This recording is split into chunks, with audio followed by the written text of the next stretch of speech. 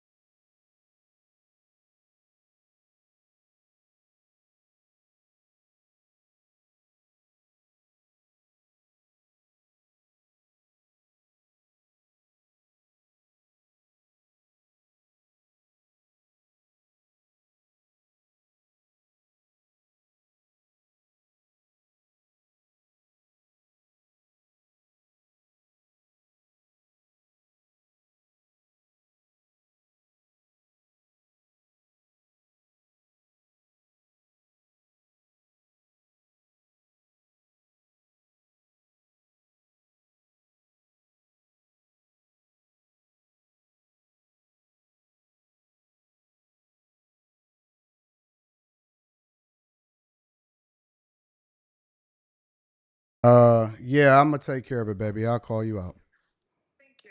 All right. What's going on is Anton from AntonDaniels.com. I appreciate you guys for continuing to rock with me. Thank you for tuning in for another edition of the Millionaire Morning Show. I am your host, Anton Daniels. What up? What up? What up? What up? What up? What's going on, y'all? I promise you, everything that could have went wrong this morning absolutely have gone wrong this morning. But we are in an endurance race. And so sometimes everything is not going to go your way. And that's what we have to make sure that we pop into. You know what I'm saying? This man popped up on my algorithm one day and I've been listening to him ever since. Shout out to y'all. What up? Give me a second. Can I deal with some family issues really quickly? Give me a second. Give me a second.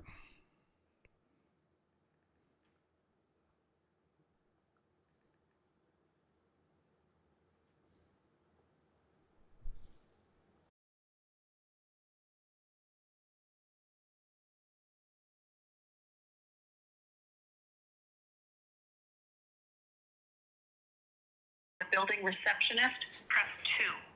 To reach the attendance office for releasing and late arrival of students, press 3. For counsel, wait while I transfer your call.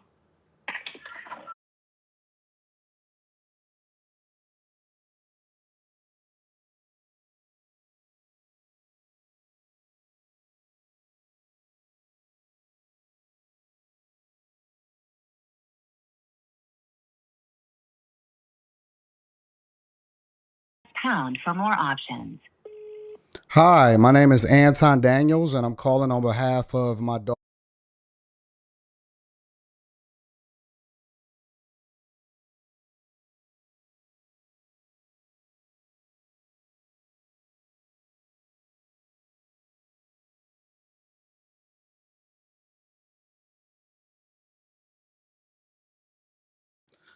All right, y'all. Jesus Christ. If y'all only knew. If you guys only knew. You get it from me in real time. Like, I know a lot of people like to pretend and they like to gaslight y'all and try to tell y'all what life is really about, and they only give you a sneak preview. But I'm going to tell you, real life for all of us, for everybody, life be lifing.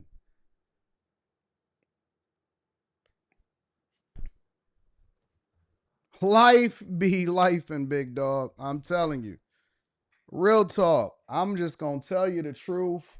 We all have things. We got family. We got issues. We got traumas. We got stuff that we got to deal with and work through and all of that. And they think that just because you on a podcast or you a famous singer or you a basketball player, you an athlete, you a businessman, you got money, you don't got money, you're a man, you're a woman, you're black, you're white, all of these different things, that somehow, some way, you become so far removed that you don't have things that you got to deal with. But I'm just going to tell you, in real life, we are all human beings at the end of the day. Real talk. And some of us just choose to handle it differently than others. But in reality, we are all human beings. I choose to be honest. I choose to be transparent. I choose to be very forthcoming. And I think that that's what my superpower is. And so when you see me on this platform, or you see me on my vlogs, or you see me on the panels, know that at the very least, you may agree with me and disagree with me or whatever. And I think that that is the problem a lot of times, is that we allow too much access, because then it opens yourself up for criticism. But I think it goes unheralded, because you only get what most people want to share with you or present to you. With me, I'm gonna be real with you. You're going to get the full whole shebang. You're just gonna get the full authentic version of it. Like it, not like it. I seen some people criticize me, and they say, they do it right here on the Millionaire Morning Show. They say, um, you're not a real Christian. No, I am very much a real Christian. Um, I think that I'm transparent with my flaws, which I don't think that they're too major. But some of the main people that'll say, you're not a real Christian, or you're not this, or you're not that, them be the main ones busting it down for a real one. They be gay, bottoms, liking little kids, having corn addictions. They're projecting a lot of times, because if they really understood that being a Christian is not about whether or not you're a real Christian, that's not what it is. They don't understand the journey to perfection. Perfection is a journey that you take every single day, and it's something that you work on constantly, constantly, constantly. And you have to try to be better every day than you were the day before. And so, I choose to be transparent with my journey. And I hope that I'm growing every single day to be a better version of myself. But real talk, a lot of these people, they upset, they angry if you see somebody tell you, oh my God, I don't like the fact that you stunting. It's because they broke.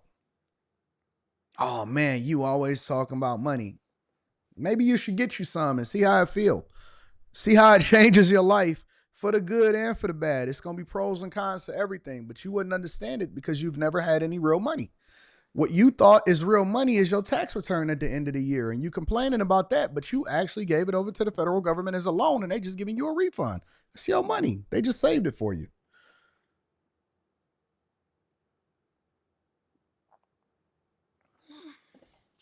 But the journey is individual. And this is the Millionaire Morning Show. And so we got a full show for you guys today.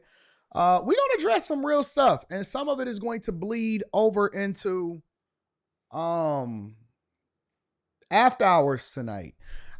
Last night, I'm up at like, what time was it? I didn't go to bed till 4 a.m. last night, probably closer to 4:30. So I'm up at 4:30 last night. And because I was doing a lot of stuff and I had a lot going on, right before I went to bed, you know how you get on and you're trying to figure out what's happening in the streets or what's happening on social media.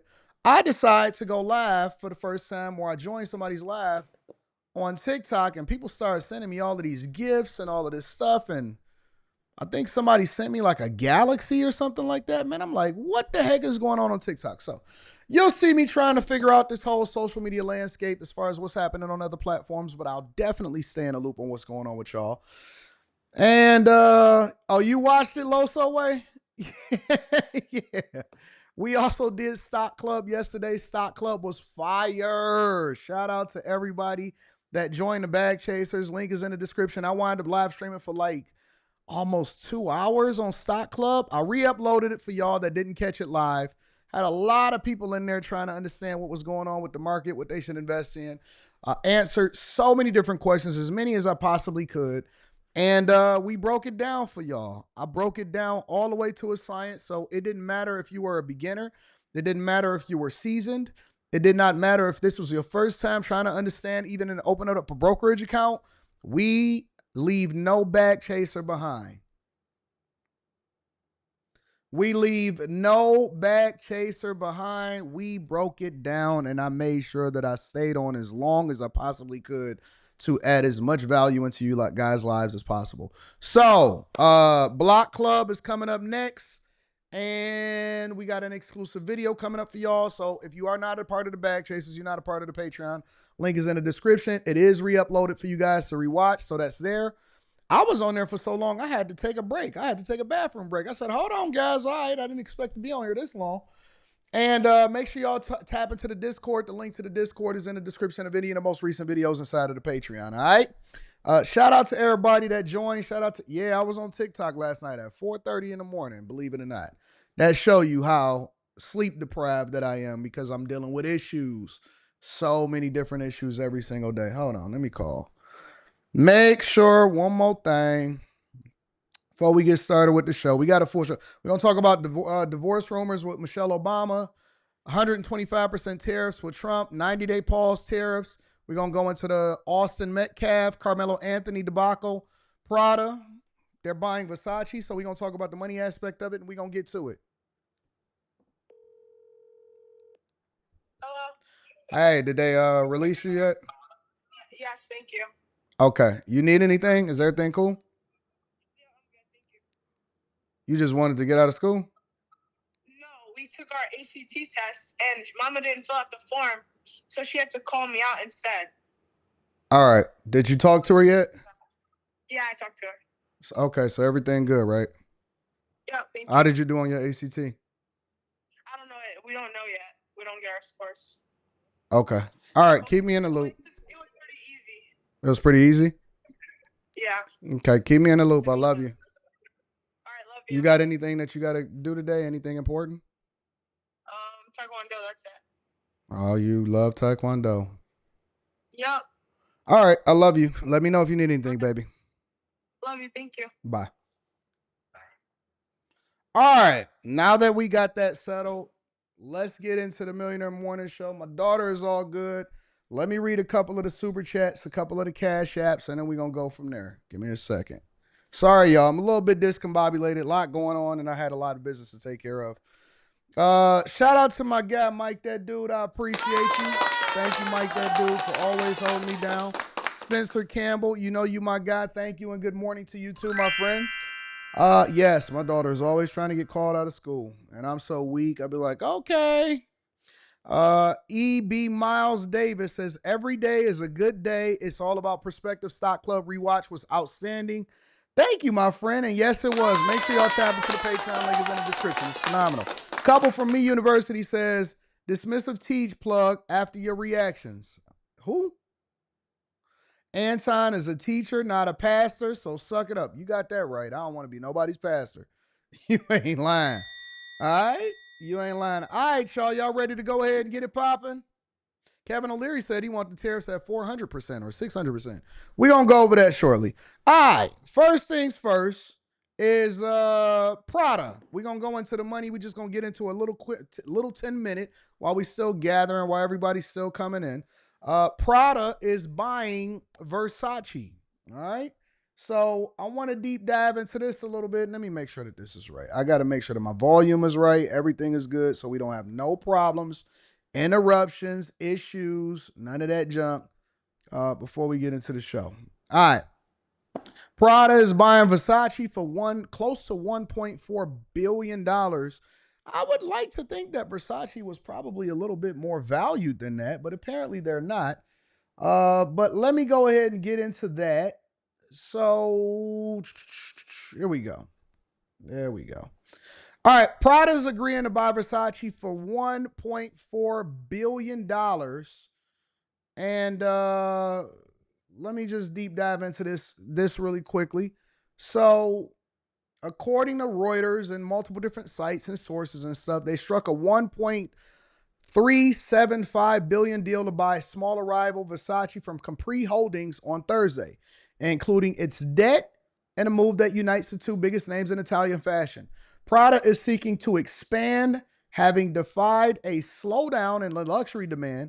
While Versace has been operating at a loss the last few quarters, the merger strengthened Italy's hand in luxury design or the luxury industry led by French conglomerates, the biggest being Louis Vuitton owner LVMH.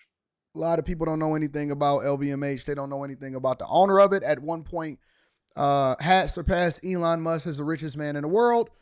And I don't know what his net worth is today. But anyways, the deal follows the announcement on March 13th that Donatella Versace was stepping down as chief creative officer of the brand, founded by her late brother, Gianni. They said, we aim to continue Versace's legacy, celebrating the reinterpreting its bold and timeless aesthetic. At the same time, we will provide it with a strong platform reinforced by years of ongoing investment and rooted in long-standing relationships. Donatella Versace, whose family sold the business 7 years ago, praised the new partnership. Gianni and I have always had a huge admiration for the people that bought it, the Prada people. I'm honored to have the brand in the hands of such a trusted Italian family business, and I'm ready to support this new era for the brand in any way that I can. They said that they bought it at a discount price. The price that Prada has agreed to pay is a big discount to the roughly $2.15 billion, including debt that U.S.-based Capri, then known as Michael Kors, paid for Versace in 2018 when it was sold by the Versace family in Blackstone. All of it is just a money play. Most of these brands are integrated. A lot of it is shareholders. A lot of it is marketing. They haven't even owned the brand in over 7 years. Capri Holdings, they changed their name from Michael Kors to Capri Holdings. And they had bought it for $2.15 from the family, and then they kept Donatella Versace as the chief creative designer. I think it's just a framing in order to try to act like it was still in the family until they ultimately divested from it. And then they just recently sold it for $1.4 billion. They said the previous media reports has suggested a valuation of around 1.5 billion euros or $1.7 billion. But that was more before recent market turmoil over tariffs. And so there you go. Also, tariffs is playing a massive role in what is happening in the fashion industry. A lot of people are not paying attention to it, right? And so I think that a lot of these clothing lines, a lot of these brands, they're overvalued anyway, but the value of something is what people are willing to pay for it. So quality, I think that exclusivity, that's the main thing that people pay for. I am a huge fan of Versace. Well, I'm a huge fan of the glasses, and I'm a huge fan of the robes. So they made me a lot of money. Shout out to them. I'm also aware that if you go in Miami or you go down to Miami Beach, for example, and you go and you look at the Versace mansion, they don't even own the Versace mansion anymore. They don't own the Versace mansion anymore. The Versace mansion, I think they still term it as the Versace mansion, and it's right there on Miami Beach. I believe that it's a high-end restaurant now. Y'all said champagne is next? Yeah, I think that the tariffs also devalued it, which made it more attractive for Capri Holdings to be able to buy it at $1.375 billion instead of paying 1.7 or 2.15. And so what y'all gonna start to see is a merging of brands. The same way that they merge banks, the same way that they merge companies, they're going to combine synergies. And what that means is They're going to buy them out, give them a cash payment, take on the U.S. debt. Sometimes they like to separate it off on a brand so that they can dump the debt off. So, all right, a lot of people may not know this. So, for example, let's say you have a company that has multiple different divisions, right? Or they own multiple different brands. And then let's say that it's a spinoff on a brand. What'll happen a lot of times is when they spin that brand off, so whoever it was that probably sold it over to Capri Holdings, a lot of times what they're doing is they're spinning off the debt. It doesn't even always have anything to do with the brand itself. A lot of people don't know that. And again, this is applicable to any merger, to any acquisition, to anything that happens. People think, oh man, they buying a brand or they buying it at a discount. No, a lot of times what happens, House of Versace was, no, I think it was Gucci, House of Gucci or something like that. I had watched the movie. A lot of times what they're doing is they're spinning off the debt. So a brand could see strength in other brands and they want to spend all of their time and their energy because this brand in particular may be losing money. But then what they'll do is they'll sell something else or they'll spin off a division and then they'll saddle that with debt. And sometimes they'll even spin it off and make it its own holding. They'll have an IPO, an initial public offering of that particular brand in order to raise money, in order to solve for the debt, but they'll spin off the debt. So if you'll have debt as a company, then you can do some financial accounting. You can spin it off, saddle that with the debt, and you can have one healthy company over here, and then you can have a failing company over here. And then the people that are getting finessed in the stock market because they don't understand and they're not a part of stock club, they'll then buy into that because they're more focused on brand recognition instead of the fundamentals of the company. And this is one of the reasons why we then tell you guys to make sure that you tap into the Patreon or make sure that you look at the 8 things that we study to understand whether or not it is something that you agree with or something that you invest in. I broke it down for multiple different sectors yesterday on Stock Club. Y'all really need to go and rewatch that. For those of y'all that watched it, it's absolutely great. But a lot of times they spin off these brands that they know long-term will not be successful and not be profitable. And it then becomes a shareholder's responsibility, which is a losing proposition. It's really just a gamble, a short-term gamble at that too. So let me just look at this a little bit more. I'll deep dive into it, and then we're going to get into the Austin Metcalf, Karmelo Anthony situation and make sure I didn't miss anything. Transaction reflects our commitment to increase shareholder value, strengthen our balance sheet, and power the future for growth of Michael Kors and Jimmy Choo. Capri shares were 3% lower in early trading. And are down some 24% over the year so far. Obviously, that factors in as far as the tariffs. Only Versace with his bold Baroque style prints will bring new customers to Prada, known for its minimalist style. Huge potential. Move comes at a time several acquisition and IPOs have been scuttled in the wake of global equity sell-off and fears of recession triggered by U.S. President Donald Trump's new tariffs this month. Let me tell you something else that I know, because a lot of people will say something like, man, it's going to affect the luxury market or whatever. Listen, if the brand is not thriving, all right, if the brand is not thriving, I will tell you this, then the brand is not thriving because of the fundamentals of that brand alone. One thing I know about luxury retailers and people that got money is that they spend no matter what. They are largely not going to be affected by anything that happens in the market. The only people that are going to be complaining are the ones that are in the middle class or the poor people. I'm just telling you, a recession is only figurative for some people that get money and get resources. And a lot of times people that have money and resources, they capitalize off of it. Let me say it again for the people in the back. A recession is just a key word to make sure that you get richer for some people that have resources. They do not fear, they do not care about it, and as a matter of fact, they welcome it. There's some people that I know that are welcoming a possibility of a recession because they know that they're going to capitalize off of it and they're going to get to it. It's a lot of repossessions that's happening right now. It's a lot of people getting evicted out of their homes right now. It's a lot of people that are under duress when it comes to their mortgages. And that's why you see so many people complaining about, oh my God, my property taxes, my mortgage went up. What they're really communicating to you, man, take this house. Oh, all of us is going through it. What they're really communicating to you, I'm just going to be absolutely honest and transparent to you. What they're really communicating to you is, I am going through financial struggles.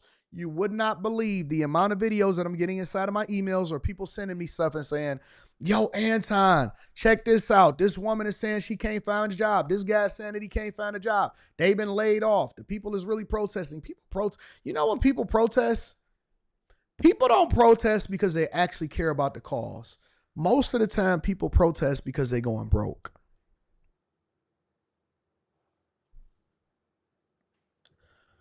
People don't protest because they necessarily care about the cause. Most of the time, people are looking for their people, or they're looking for some kind of community resolution. They're looking to get out some anger, and they're protesting because they're broke. You don't see people that have resources protesting. Listen to me, people. Listen to me, community. It may not even be directly caused by or tied to the thing that they are protesting about. People protest because they are angry, they are upset, they don't have no money, and they're trying to take it out, or trying to get some attention, or trying to find some level of community to feel better subconsciously about their situation and themselves. People that have resources, they don't protest. When you seen the Asian hate crime bill come out, did you see a lot of protesting in order to get that done? When you see the Jewish community make moves, do you see them out there with pitchforks and signs? When you see a transition of power, do you see people protesting? When you get results, and I mean long-term results, that comes as a result of other things. It does not come in the form of protest. And yes, protesters are paid. I've gotten a lot of videos where people are admitting that they were getting $20 and $25 an hour in order to go out there and protest and make signs. Protesters are paid. That is 100% true. And y'all out there, the people that volunteer their time, they out there pitchforking and protesting stupidly, and they don't even realize that the people that got them to protest in the first place was paid actors. Paid actors. Absolutely. So, anyways, Prada agrees to buy Versace for $1.4 billion, and that is in the mix. So I'll keep an eye on the money. I always like to look at it from a money perspective to see what's going on in these streets. Make sure you hit a like for the algorithm, subscribe to the channel, and turn on your notifications. Let me read some of these super chats. What's up, Mika? I seen Mika on a platform debating with a girl, going off on her, telling her and helping her to understand. It was some girl with blonde hair, and Mika was over there cooking. I seen that pop up on different platforms. I said, look at my little Mika. Look at my little waist Mika out there cooking with her Make America Great Again hat on, doing what she do. Have a beautiful day, AD, in chat. Shout out to my girl Mika. I love her. Shout out to Mika. AR Smitty is in the building, says, daddy-daughter bond, you love to see it. That's my girl. That is my girl. Thank you, AR Smitty, for holding me down big time. Jesus, y'all really love me. When that Fresh and Fit AD collab, we need that. You never know what may happen. You never know. I'm going to keep you in the loop on that one. Dre with the K with the 50 ball. Thank you, Dre with the K. I rewatched Stock Club last night, and it was a lot of great information. I put $500 a month into my brokerage account to invest. Yes, automate the process. I like that. But leverage the information that I give you to make an informed decision. Melinda Johnson says, great stream last night. AD hashtag bag chasers. Make sure y'all tap into the Patreon. Bob, do you think the China tariffs could possibly start a kinetic war between the U.S. and them? I don't think it's going to be a war. I think that China is going to suffer. We should have did this 20 years ago. Leo says, thank you, Karmelo Anthony, for having the courage to defend yourself against that race soldier. All right, well, we'll talk about that next. Quessy, shout out to Quessy. I appreciate you for the 2-ball.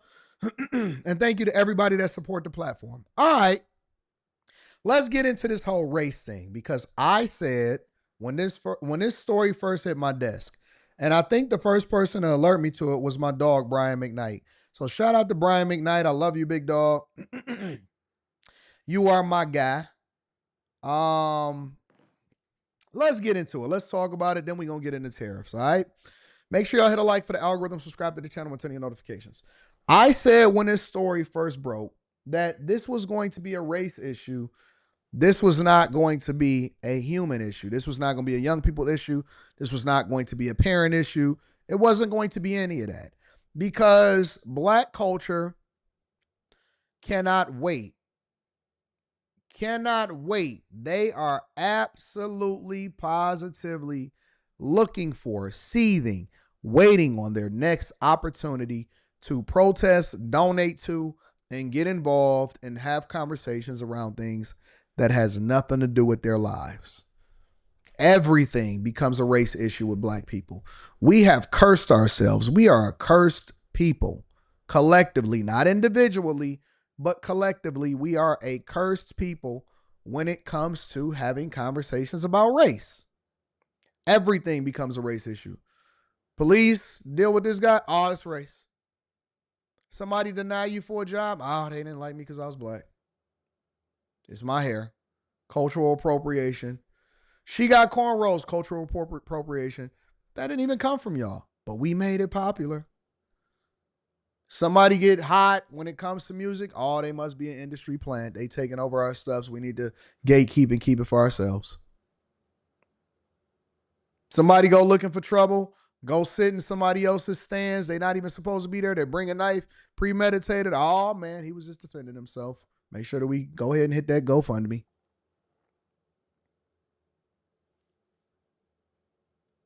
Getting so distracted. Went from line dancing to Karmelo Anthony versus Austin Metcalf. But let's get into it. Let's deep dive into it. Karmelo is a local hero. He saved a drowning child when he was only 14. The media won't tell us that. What does that have to do with him stabbing somebody inside of their chest and killing them? I saved a baby from drowning one time, but if I slap you in the face, did I slap you in the face, or am I a person that saved a local baby from drowning? Because I got my accolades from that back then. Y'all wasn't even checking for him. Y'all had nothing to do. And you know what the funniest part about it is? Y'all sitting here doing the same thing that y'all did for Luigi. Guess what? Luigi is going to go to jail for the rest of his life. This Karmelo kid, he going to be in jail 2 weeks from now. Y'all not even going to care nothing about him after his sentence is read. Y'all so fake supportive, so fake outrage. So fake supportive. I wonder if this is going to stop y'all from killing each other inside of y'all own neighborhoods and communities. Let's deep dive into it. Let's talk about it. So, this is the sentiment from some people, and this is what our queens to be. This is what your queens to be is saying when it comes to this situation. Y'all not gonna make me believe or feel any kind of sympathy for Austin Metcalf at all. He put his hands on that young man when he should have kept them hands to himself. When the young man told him, touch me and see, you bet not touch me. That meant that I don't want you in my space. I don't want you touching me. Rosa Parks days is over. Now it goes back. Listen, Rosa Parks days is over. Do y'all know that Rosa Parks and the whole Montgomery bus situation, that was planned? That Rosa Parks wasn't even the original person that said that I don't want to go to the back of the bus. That was literally planned in order to create a movement and incite for people to feel some type of way so that they can ultimately get whatever it was changed that they were supposed to be. Rosa Parks got the accolades from somebody else that was actually the one that didn't want to get up from the back of the bus. They don't like that. They don't like this. And I get it. I get it. You don't want to have the whole conversation because we want to make sure that we still standing on race, and we want to make sure that we still standing on these tropes and these stories that y'all aren't even familiar with, and you don't even have the full context. But Rosa Parks was a plant. Oh man, that's gonna make them upset, ain't it? Rosa Parks was a plant. Now, I didn't say that she may not have done it for a good cause. Absolutely. But Rosa Parks wasn't even the person that did it or came up with the whole idea to do it in the first place. No, you may have known that, but there's a lot of people that are leaning on this same conversation in order to justify their hate for white people, because that is really what it is. And when white people will stop being apologists to black people and stop giving in to the whole trope of, listen, It's a father out there that is crying because he had to bury his son because somebody else stabbed his son. So before we ever have any kind of human sympathy, before we even have a conversation about a family that is mourning and grieving, the first thing that people do is they start using kids, children, to further their mindset and to reinforce their racism against somebody else. They are using kids to further their mindset. They have no compassion. They don't care about the family. They don't, man, listen, you think these black people actually care about Karmelo Anthony? All right, let me frame it to you in a different frame. Do you think that people that don't necessarily care for healthcare industries actually cared about Luigi Marchione? I like to call him player number 2. Do you think that black people actually cared about George Floyd?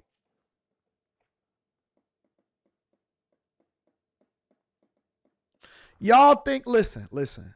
You know how I know that you don't care?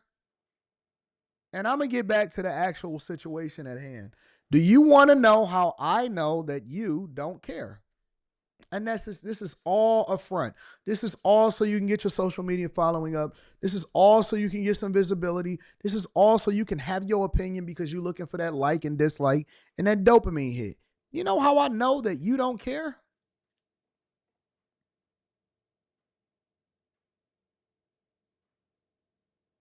They said, Anton, move past race, bro. So you don't want me to address what the culture is addressing and the conversations that they're having. You want me to act like it don't exist. You want me to act like people, because I'm past race. I don't evaluate or rock with people based off of the color of their skin. I don't pick and choose the people that I want to be around based off of whether they black or they white or none of that stuff. It's not a race issue for me. I originally said when I reported on this that this was a human rights issue. This was a I don't know how to deal with confrontation issue. This was I am premeditated. I never told my parents. I never had a conversation about the problems that I was having. I never intentionally went and sat in somebody else's stands so that I can ultimately get into a confrontation. Yo, when we were younger, we learned how to deal with confrontation differently. And we actually had adults that poured into us and helped us or dealt with us. You're not going to ever avoid people that don't like you. You're never going to get rid of people that may have bullied you or whatever. You go to your job every single day and it's somebody that don't like you. So what, you going to set them up, you going to confront them, you going to deal with them accordingly, or you going to learn how to have confrontation resolution. These are little kids that didn't even have their brain fully developed and they have no understanding, but his first reaction was to bring a knife in his bag. That doesn't hit you a little bit different? You're using your adult traumas and issues and the fact that you've been programmed to be racist for your entire life in order to have a conversation about kids. We got grown folks that's raising children that don't even know that they not grown folks in their mind. They just grown folks in they physical appearance, but they still act like children. Y'all don't know how to go and call somebody else's parents. You don't know how to work with the school. You haven't taught your child how to deal with conflict a certain way, but you just crash out. You just crash dummies, and now y'all think that y'all donated $20 collectively a piece to a GoFundMe that makes you feel better, that you standing against. What's wrong with y'all? These is young kids. I never looked at it as a race issue. I looked at it as something that black people were going to make a race issue. Every time. Every single time. Let me ask y'all a question. If it was on the other side, if it was on the other foot, if the black kids had dealt with the white kids a certain way, what we be saying that we have to make sure that we mend race relations inside of this country? We don't. We wouldn't, absolutely. It would be a completely different conversation. You know why? Because you hate yourself. You hate your skin color and you are looking for a tribe to be angry at something because you ain't got nothing better to do and you're broke.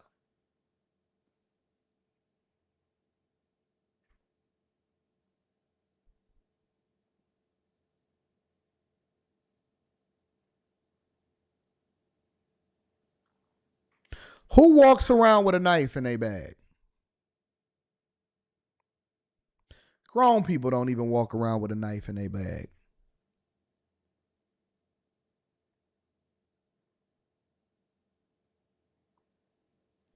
Y'all teaching y'all kids as self-defense? We are a sad people. And nope, I'm not about to crash out over y'all. I'm not about to crash out over y'all. I'm not. Y'all sad. Y'all are sad. I'm not going to get all riled up today. I'm not about to get my blood pressure up. I'm not going to feel some type of way. Listen. Is it self-defense when people that look like you run up on you inside of your hood and we see killing every single day? How come y'all don't have the same position? How come y'all don't have the same disposition? This is why I'm never, ever moving back into the hood. You ain't got to worry about me buying a block because I don't want to be nowhere around people that think like this. I don't want to surround myself with people that have this mindset. Y'all can have, you got it. You got it. Keep on having your fish fries, your GoFundMes. Keep on burying your children and saying it's self-defense. Keep on coming to the aid and make sure that y'all protest and tear down all of the infrastructure inside of your cities. Do it. Do it. Do the same thing you did in the 67 riots. Do the same thing you did in the George Floyd situation. Do the same thing you did for the Trayvon Martin situation. Do the same thing y'all did for everybody. I think you should do it. And I wonder, as y'all continue to have these conversations and as y'all continue to do these things, I implore you to ask yourself these questions. How has it benefited you in any way, shape, or form? At what point in history, since the 67 riots, because a lot of y'all wasn't even alive at that time. I wasn't even alive at that time, but I experienced what it did to my city in Detroit. In any of these things, in any of these protests, in any of these conversations, I implore you, and I ask you a question. How has this benefited any one of you or your community or your mindset? And how have you progressed as a result of it? What justice did you get?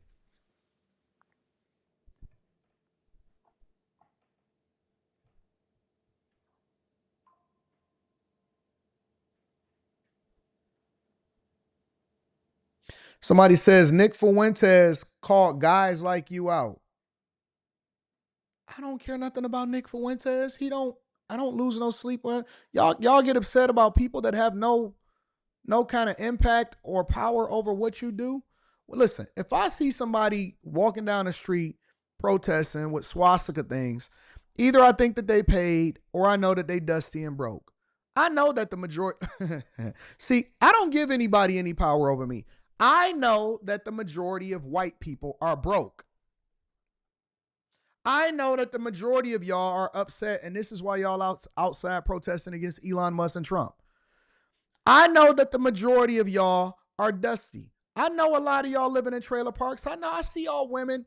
Y'all women was for the streets way before black women started being for the streets. Y'all divested yourselves and broke up your households way before most of y'all are the ones that take up the majority of the diversity, equity, and inclusion in social services. Y'all not doing no better. If we just want to have demographic and target and look at social equity and justice and all of this stuff and socioeconomic statuses, y'all not winning. If you look at any census, if you look at any kind of information, it will tell you that they are slightly, only a little bit ahead of black people when it comes to their earned income, their household income. They having the same problems. They deleting their babies. They just doing it a lot slower than you. They having the same problems. Y'all follow them right into the mire. Now we have a system. We have a situation where white people and black people in this country are fighting against each other. White people are trying to be apologists, and then occasionally they get their gumption up and they get their hoods and they go and march. Broke people. And then you got black people getting, don't y'all know all of y'all are distracted from what's really going on? That the people that are making the most money inside of this country, they not black or they not white. While y'all over here getting distracted, the majority of the wealth is being swiped right up from under you, and they capitalizing on what's going on inside of the stock market, and they moving the money outside of the country, and they really running up a bag. Somebody said you weak, brother. I don't give a fuck about you. You ain't a part of the bag chasers. You ain't never donated to the man. I don't care, bro. You got dreads in your head. You can't even get a job. You a dreadhead with dirty dreads in your head. You can't even get a job, bro. Black people are hilarious because they think, let me go ahead and remove this. You think that you have some power. You can't even get people that look like you in your own district. Y'all don't even show up to vote. You don't got no power. You don't have no power. Didn't I teach y'all this last time? You better off listening to me than getting there and getting mad and then feeling some type of way. You don't have no kind of impact on nothing. You think that we care about whether or not your little dusty, bro, you ain't even got YouTube Premium. You got YouTube regular. You probably listening to this behind because you had to listen to an ad before I started talking about it. Bro, nobody cares. You still have to go and you got to hit the check box on your application and say, yes, I am a felon. Yes, I have committed a crime. No, I cannot be within 500 feet of a school district because I had to register as a sex offender. Bruh, you got bigger problems to worry about than whether or not you tuned into my live stream on YouTube. I promise you, nobody is going to lose no sleep. At the end of the day, I'm still going to be rich. When I wake up in the morning and I get done with this rant, I'm going to be richer than ever. I'm going to be richer tomorrow than I am today. I have no cares. I see your profile picture. I know you're dusty. I see the thing on your car falling down. The liner on your car is falling down. You got to worry about whether or not you're getting your car repossessed. This is the last thing you should be concerned about.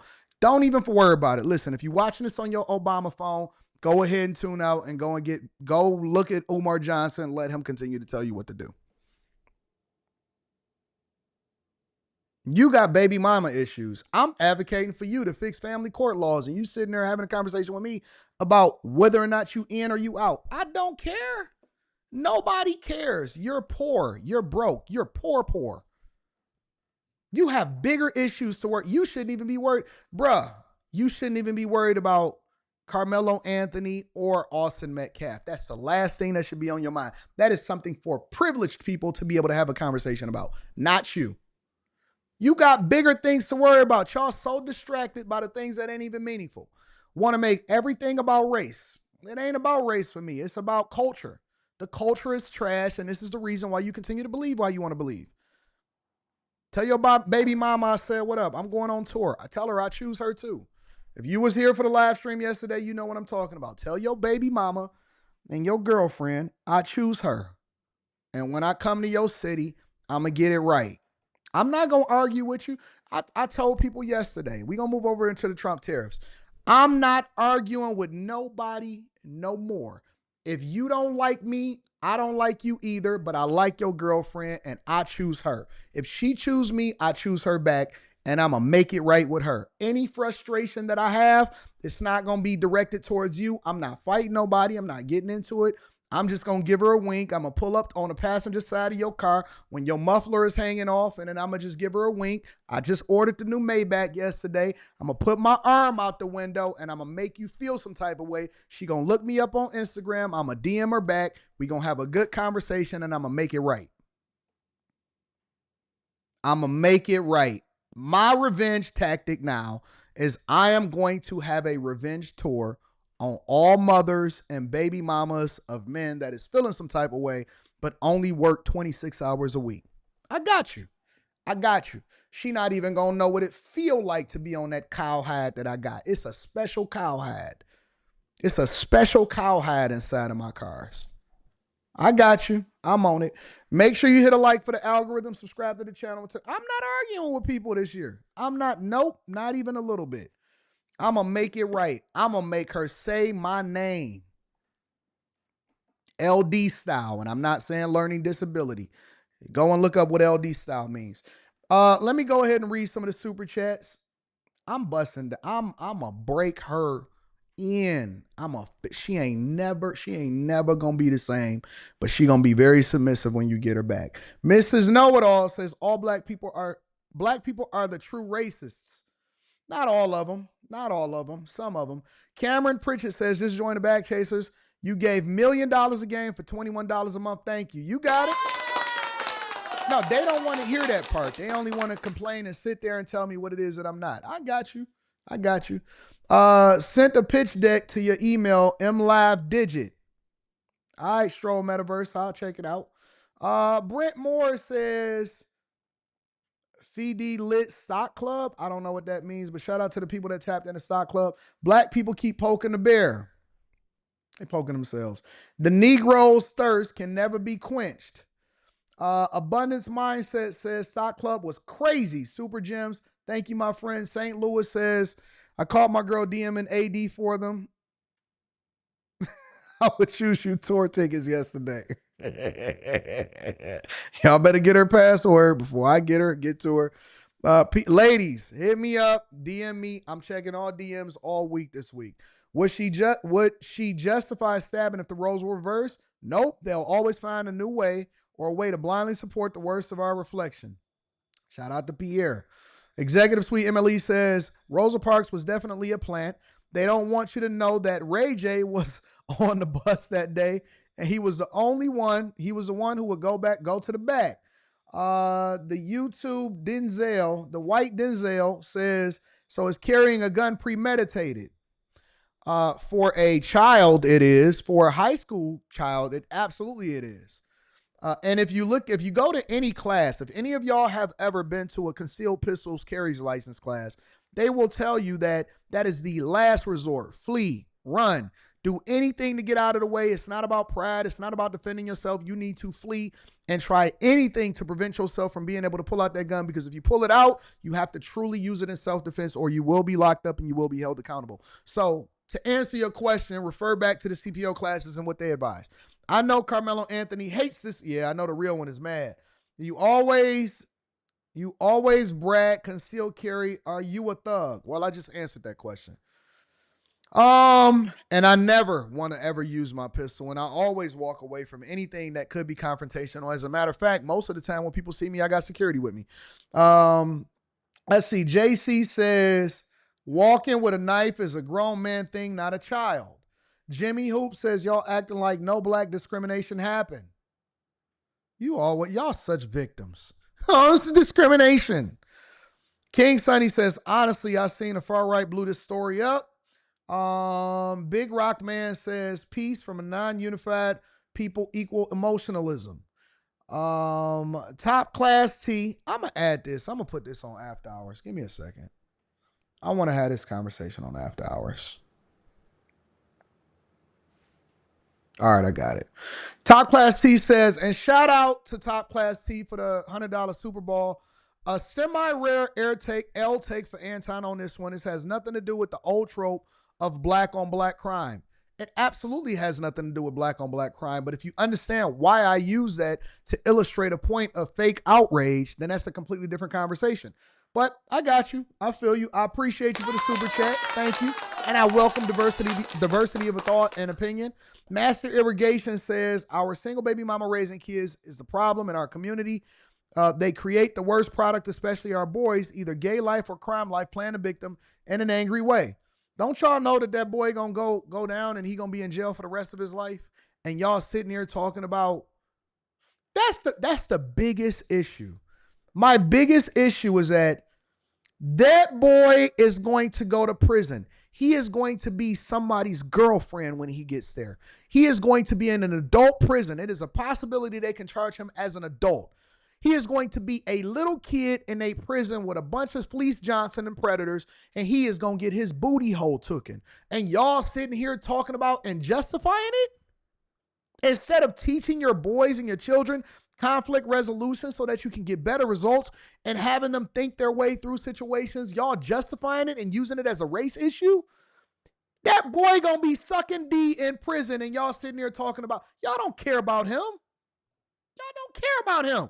He gonna be giving head to Bubba Johnson, and y'all sitting here talking about racism. That boy's virginity, his manhood is about to be taken. And we going to be talking about something completely different. We going to be talking about J.D. Vance and Byron Donalds and Vivek Ramaswamy versus Michelle Obama and Kamala Harris in 2028. That boy ain't never coming home. He going to be different if he ever get out of prison. And y'all sitting here talking about some racism. You don't care about that boy. That boy is going to be gone forever. This is so stupid. What are we talking about?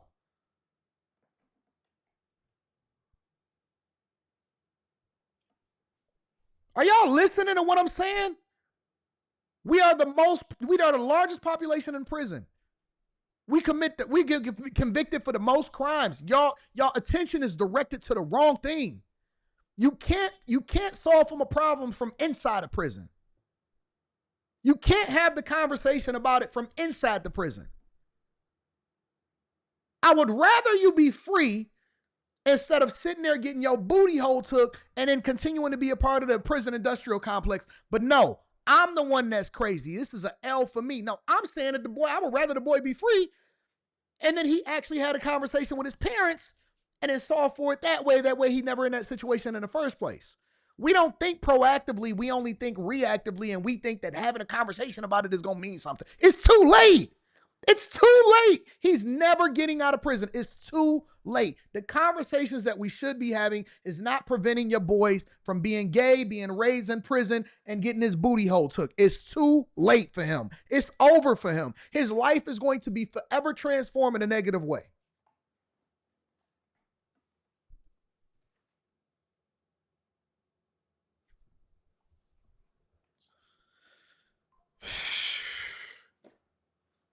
I'm the crazy one, though, right?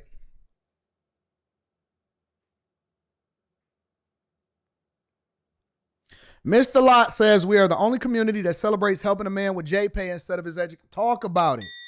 Facts, Mr. Lot. Thank you for the 20 ball. Chris Cunningham says the market is for sale and y'all support murder but won't stand up in your community for the black terrorists selling drugs every day inside of their community. Shell Shock says, as a former track participant, why was a knife even on the field is my question. These folks blame everything on racism. Can't sleep, blame racism. Facts. Never should have been in there with a knife in the first place. The Free Thinker 513 says, how don't people understand that you can't use a force multiplier such as a knife and claim self-defense? Because they're not familiar with the law. If I slap you, you can't stab me and claim that it was in self-defense. That's a fact. Gas, because you're going to be going to jail. Cook bro says, Gas guys, I appreciate you. P. Shank says, Anton, enjoy the pre-birthday. Yeah, my birthday is this Sunday. Thank y'all. I appreciate y'all for holding me down. Quinn says, stop. Why? Because I'm talking about getting a booty hole took? That's the reality of what he's facing. Shout out to Israel. I appreciate you. Chris Cunningham says, did you get a truck or the car Maybach? Ordered the car. Traded it in an S500 so I can get the Maybach music. Get in the car. Jamie's says, Anton's detractors, he's trying to teach you guys. Just shut up for a second and listen to the man, and you might learn something. Anton, keep doing what you do. As bag chasers, I'm sitting here with my pen and paper ready to learn. Shout out to you, fam. Well, you get it. You get it. But you got to be open in your heart in order to be ready to learn. Some people's hearts is hardened. The Anton Daniels, I Love Your Girl tour featuring An American Dream. Anton calling people broke got me dead. Not everybody is broke. It's only a certain demographic of people. Tony Nichols says, we differ on Trump, but once again, you preach on a black culture. What AD got, you better get some hustle of bag chaser culture, iron sharpen iron. Man, I'm not going to jail for none of y'all. Jim Short says, Anton will steal y'all's Booger Wolf strictly on principle. I'm taking Booger Wolves. I'm taking everything. AD, we didn't pray, brother. I'm not praying today. Maybe I will, Christian. I'm sorry. I'm going to pray. Give me a second. Rashonda Blackwell says, sir, breathe. You are a savage today. Let them make it. Grace and peace to you and your family. I got you, Rashonda. I'm on it. But sometimes we got to get passionate. Rashawn Irving says, hi, Anton. I sent that video that's not getting any visibility. You are absolutely right. This is not a race issue. Two things can be true, but certainly this needs to be investigated. I'm all for investigations. Afri Culture Concept says, tell it like it is, my guy. Thank you. I appreciate you. Smooth Artist says, sign her up for the throat forgiveness program. James says, thank you, Anton. I watched Stock Club. My money is up right now. Capitalize. Safari the Poet says, blessings, Anton. Metcalf issue equal lack of emotional intelligence, low IQ and victim mentality and a vengeful mentality. Need the roadmap called the Good Book, the Bible, Blue Pill, or Red Pill. I agree with you, Safari. You are 100% correct. Denise says Claudette Colvin was the first to refuse a seat. The ENT shop is in the building, says, correction, liberal blacks are the true racists. That's a fact. I don't like grilled. No, Leroy, I don't like I don't like grilled cheese. Mark the Guardian says weapons are prohibited at school events. He's done. Done. Bro gave up box for being a punk, says Chris Cunningham. Nightjade says boy needed Craig's father from the movie Friday. Facts.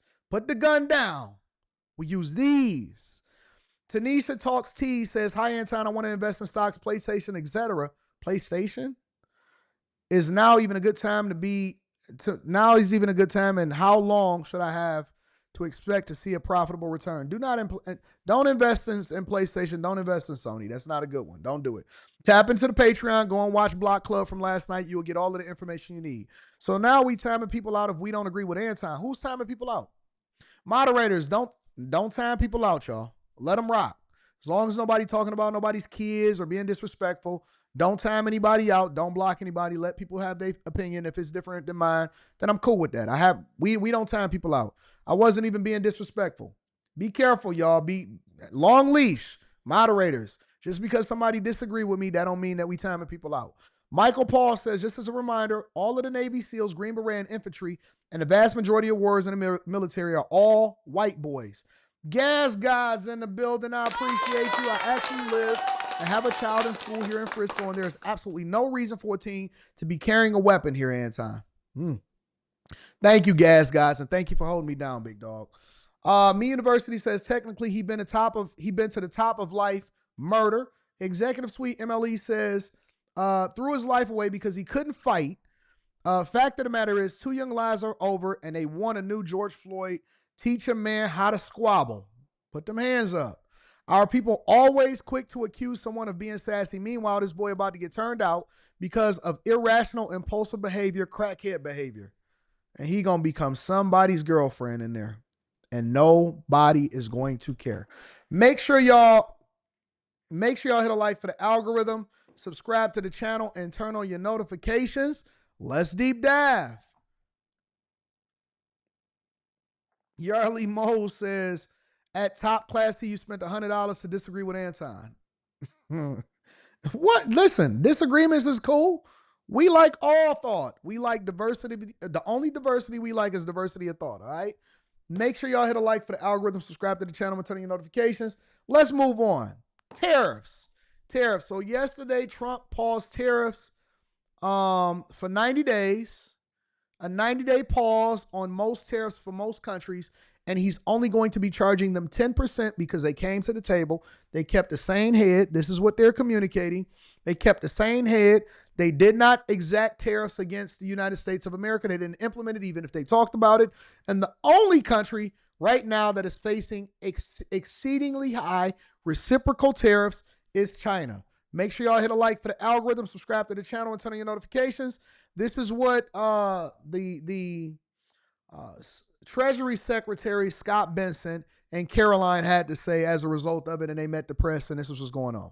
Moved closer to China when in fact we've seen the opposite effect. The entire world is calling the United States of America not China because they need our markets, they need our consumers, and they need this president in the Oval Office to talk to them. And that's exactly why more than 75 countries have called, because the United States of America is the best place in the world to do business. And as the president has shown great courage, as the secretary has said, in choosing to retaliate against China even higher. Elena, go ahead. Hi, thank you, Treasury Secretary Bessent. Can you explain more of the decision making on what feels like a reversal here? I mean, just these went into effect less than 15 hours ago, these tariffs. Why the pause now? What led to that? No. Again, President Trump created maximum negotiating leverage for himself. And which tariffs went into effect 15 hours ago? The ones that we have lowered went into effect a week ago. They were announced a week ago. And we have just been overwhelmed by the response from mostly our allies who want to come and negotiate in good faith. So we are expecting them to come with their best deal.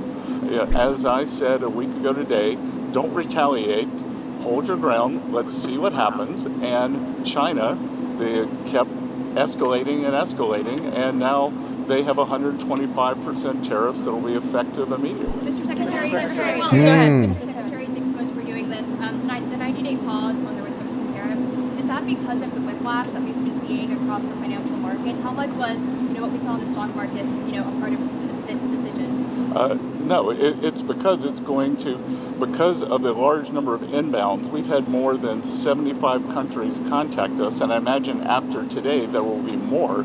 So it is just a processing problem. Each one of these solutions is going to be bespoke. It is going to take some time, and President Trump wants to be personally involved. So that's why we're getting the 90-day pause. Mr. Secretary, Mr. Secretary, there was a tweet that you and Secretary Lutnick were in the Oval Office with the president talking about this. Can you talk about what that conversation was like and what you guys said to one another that led to this decision? It's all the president's decision, and the president had a level in mind to raise the China tariffs, and then he had the 3-month pause in mind, and we were discussing the exact wording. Sorry? Of course. It's the president's decision. It's the president's decision. It was the president's decision to wait until today. And again, as I've said in the past, no one creates leverage for himself like President Trump. Mr. Secretary. And it is leverage, because when you have a bunch of people from a bunch of different countries trying to fly over to the United States of America to solve for the inherent issue that we all of us identified it as an issue. Nobody, and I mean 0 people has said, nah, man, listen, these countries are not taking advantage of us. Even the liberals have said, man, listen, it's going to cost us more money to do business. No, it's not going to cost you more money to do business if you buy American. That's number one. But number two, you haven't said, or you haven't heard liberals say, no, they're not taking advantage of us. You're only hearing them say, we don't like the fact that we have to pay more money with regard to tariffs. Let me say it again. You're not hearing people say, no, they are not taking advantage of us. You're hearing liberals say, we don't like the fact that we may have to pay more prices. First of all, I don't know how many of y'all became armchair quarterbacks overnight. I don't get how a bunch of people that don't even know how to manage their own budgets are taking talking points, and now all of a sudden they woke up yesterday and they became experts on tariffs.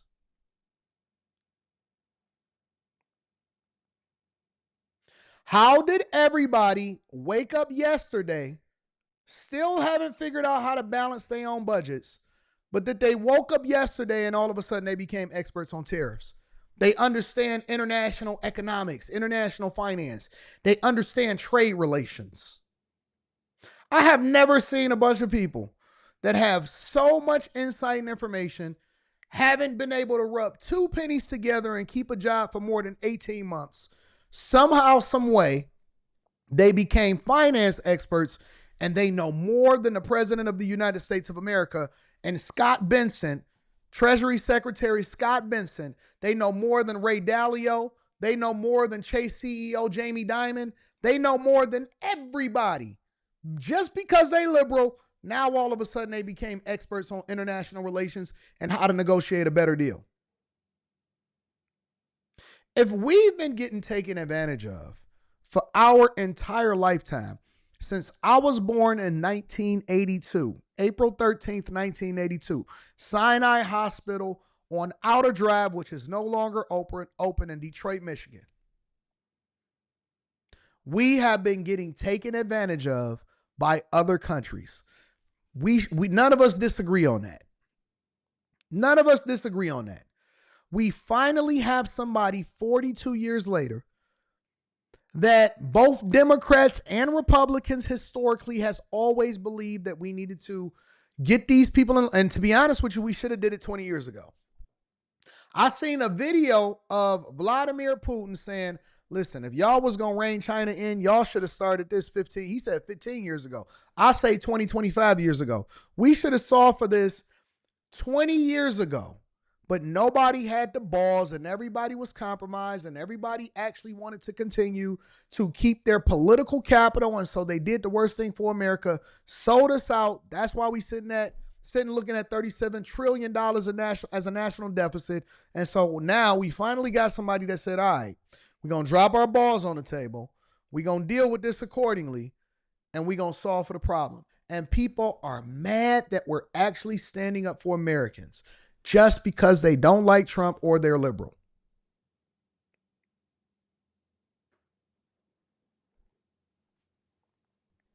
Shelby, go ahead. Mr. Secretary, what does the president want to see by this, I think it's July 9th deadline, to keep things paused? Is it just trade barriers coming down, or is it more than that? Well, these are trade negotiations, but if countries want to come and offer other things, I talked about yesterday that we are thinking about a big LNG project in Alaska that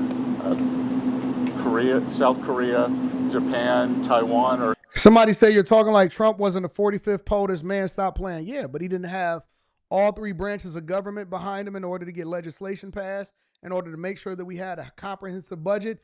And if you notice and if you recognize, Trump started putting tariffs on these people in his first term.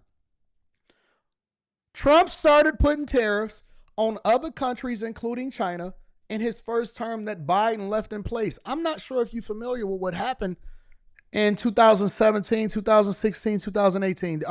Do you remember? Did you vote? Are you familiar with what happened? We had record low inflation. We had jobs that was booming. We had an economy that was running, and it was booming, and we was right on our way to get it done. Interested in financing and taking a substantial portion of the offtake. But again, in essence, that is trade, because it will decrease the trade deficit that we have with those countries. So I wonder why a lot of these black people that come for me, why won't they move to South Africa where China controls it? How come the people that go and visit the bush and they go to all of these different cities, they go to Johannesburg and they go to all of these different cities that's controlled by the Chinese, that controls y'all infrastructure, controls the loans, has corrupt leaders, controls y'all mineral rights, and it's absolutely controlling everything as far as that's happening? How come y'all don't complain about how they control in other countries, but y'all complaining about what we doing over here in America? Raquel, go ahead. Secretary, a clarification on the pause. What happened to those countries who just had 10% baseline tariffs, like Brazil and others? Are they still going to have this 90-day pause? Because you were saying that there will be a tariff of 10% for others. So what happened to those who just had a 10%? Yeah, that's going to remain. Mr. Secretary. And do you call this an embargo to China? Pardon? You call this an embargo to China, a trade embargo? I'm not sure what you mean by the word embargo. 125% tariffs, like on those, and then impose 84%. Isn't this an embargo? Well, it's not. It's China's decision that we have the deficit with them. They sell us almost 5 times what we sell them. So again, I think it's an own goal by China. Mr. Secretary, Mr. Secretary, does this signal that you're confident that you're going to be able to strike? Varnell, is it necessary to name call me? We're going to let you rock, though. Do not time out Varnell as long as they don't do any personal attacks against the families. This is more of a family show, but not today, apparently. Don't time out Varnell. Don't time out anybody that has any kind of insults against me. Let him get it off. He don't even have a profile picture, so we're not worried about him, all right? We know that he a little dusty, foaming at the mouth. Let him rock. Don't time out the people that have a difference of opinion. Let them rock. We support people having a difference of opinion in here. Satisfactory deal with all these 75 nations that approach you? It signals that President Trump cares about trade and that we want to negotiate in good faith. And as I said, each one of these is going to be a separate, bespoke negotiation. So we are confident that having seen the other side of where this could go, and it was like I said last week, the market didn't understand. Those were maximum levels. the countries can think about those levels as they come to us to bring down their tariffs, their non-tariff trade barriers. We're going to discuss currency manipulation, subsidy of labor and industry. Secretary, as far as you, will the pause also apply to the sectoral tariffs that the president has announced, pharma, lumber, anything else? No, it's on the reciprocal. So those will still be coming here soon, right? Mr. Correct. Secretary, as far as the negotiations with the 75 Andrea, go countries- ahead. Mr. Secretary, so I want to ask you about the what you're doing here. So the market is reacting crazily, right? I haven't seen it. Do you think that this move is going to sort of change and calm down the market reaction? What? Do you think the markets have tanked, right? You know, there's been a lot of volatility in the market, not just in terms of stock markets, but also in terms of bonds. So will this move, in your mind, do you anticipate that this is going to calm the markets down? Well, I think what we've seen, I think the willingness by more than 75 countries to come and negotiate, I think now the market understands that everything they saw last Wednesday was a ceiling, and now we have a 10% temporary floor, and I think the market, my 35 years in the market, I always wanted certainty, so I think we've got more certainty. But Mr. Secretary, Maggie, go ahead. Mr. Secretary, why do people assume this is the last word? The president began this morning saying, be cool. 5 hours later, he announces a new policy. Why will investors in the market assume that this is it? Because, again, as I said, we've given 90 days, and the only certainty we can provide is that the U.S. is going to negotiate in good faith, and we assume that our allies will too. And in terms of certainty, we will see what China does. But what I'm certain of is that what China is doing will affect their economy much more than it will ours, because they have an export-driven, flood the world with cheap export models, and the rest of the world now understands, because when we put up our tariff wall, those exports were already flowing to the rest of the G7 and to the global South. And you think And that is the whole point of it, is that I don't even think this is a tariff war when it comes to the rest of the world. I do believe that the rest of the world has been taking advantage of the United States of America for a long time. Honestly, I think that this is really a wake-up call for the world to revolt against China. I think that Trump is playing chess and is way ahead of the game. And I think he's surrounded by the smartest people that you can think of. And he understands China's economy way better than any of us. And Scott Benson is practically a genius, right? Especially when it comes to finance. And he broke it down very clearly. He said, listen, China's economy, especially considering that they are collapsing when it comes to their real estate market that was artificially inflated, and to take the air out of that bubble, they became even more reliant and dependent on exporting to other countries. They become more reliant and independent on exporting to other countries. And so what's basically happening is, not only is the United States of America, because you got to remember, China was the one that immediately retaliated. Why? Because they wanted to exert dominance. They wanted to show that they are mighty, that they are the #2 superpower in the world, and that the rest of the world should follow our lead. You know what the rest of the world did? It said, we're going to take a flight over to the United States of America, and we're going to try to negotiate to make sure that this works out for the best of both of us. We know that the United States of America been taken advantage of, and hey, listen, that ain't got nothing to do with me. That was on your predecessor. But now we got to make the adjustment. Now we got to do things differently. But what I think that the real determining factor for why Trump continues to raise tariffs so much on China is because he's also incentivizing other countries to do so. I think that what's going to happen as a part of the negotiation is that when people come to the United States of America, which is why he wants to have these conversations in person, I believe that when these other countries come here to negotiate, because they say that Trump wants to be inside of the room and negotiating with these people too, I think that part of the negotiation is also for them to make sure that they divest themselves against China, because the benefits come from they're going to have to make a decision. I think that they're going to have to make a decision. He's playing it for the long game, and he's playing it in the favor of the United States of America. This isn't even about these third world countries. This is about the fact that the third world countries are allowing China to export or to exploit them on their own turf.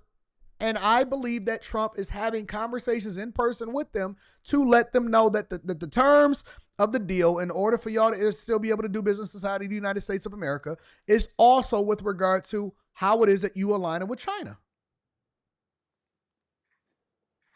I don't think that this is just surface level. They know that the only way China has the power to even be the number one superpower in the world is the fact that they are exporting to everywhere, and that is where their strength lies. It is in the fact that they're depending on the rest of the world to consume their products. The Chinese people are not that big of a consumer nation to where they're self-sustaining on their own economy without the rest of the world. They need the rest of the world. The difference is that the United States of America has the leverage because, again, and I explained this the other day, that we are the biggest consumers, and so the rest of the world need us. All money flow through us. All opportunity flow through us. All of the money, all of the capacity, all of the buying power, the power of it all flows through us.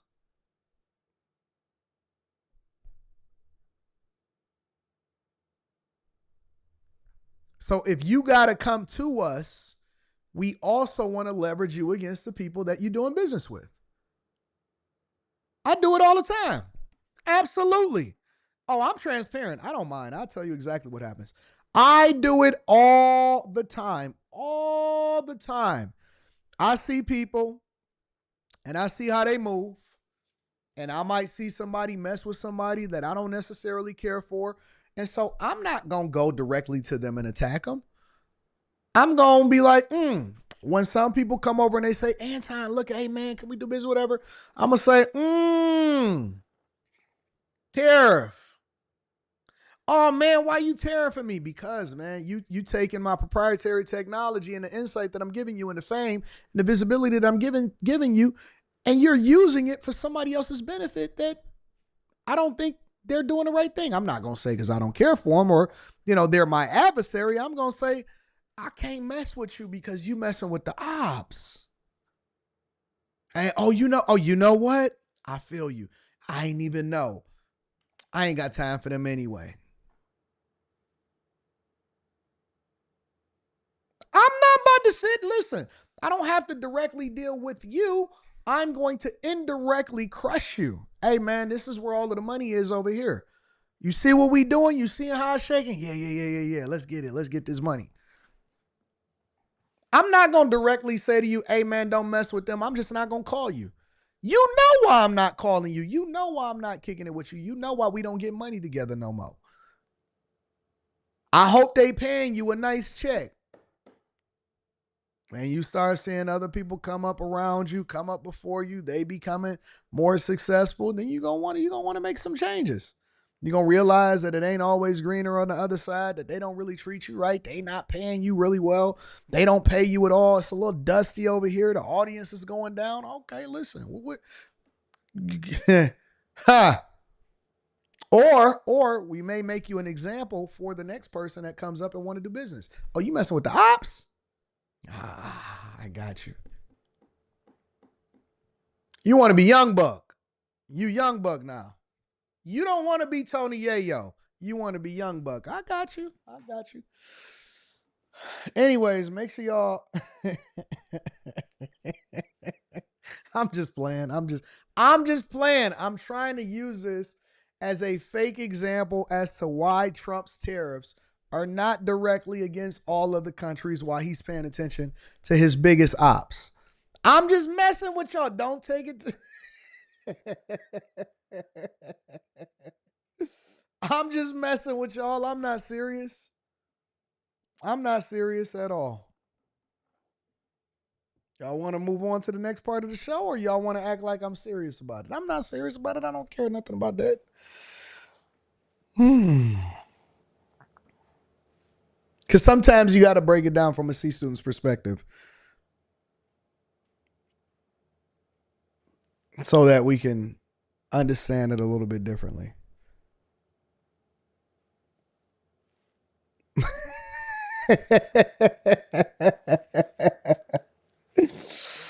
Oh, what do y'all really need from China anyway?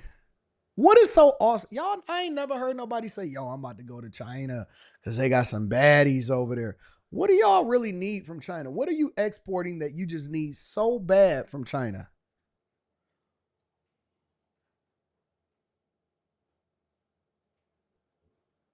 It's a cold game, big dog.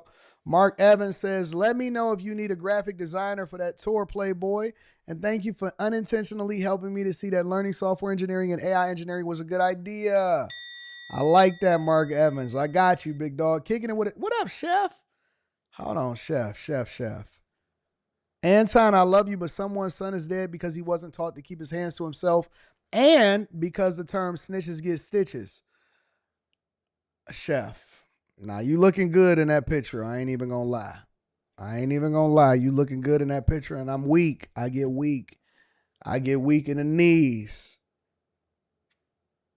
I get so weak in the knees.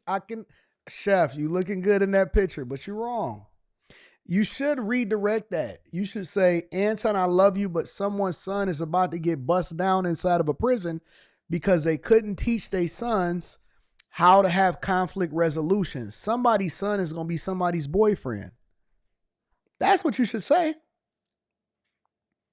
Chef, somebody's son is going to be somebody's boyfriend because they don't know how to have conflict resolution. You know what my father always taught me? And it was the thing that saved my life. It was the thing that separated me from the rest of the people in the hood. You know what my father taught me? And I say it to y'all all the time. Life is 10% of what happens to you, 90% of how you react to it. Life is 10% of what happens to you, 90% of how you react to it. Things, life, people, they do things. Even the Bible says it rains on the just and the unjust. You know what I can control? How I play my hand. You know what I was taught? To be proactive in how I deal with things and how I deal with people. Look at it and play it for the long term.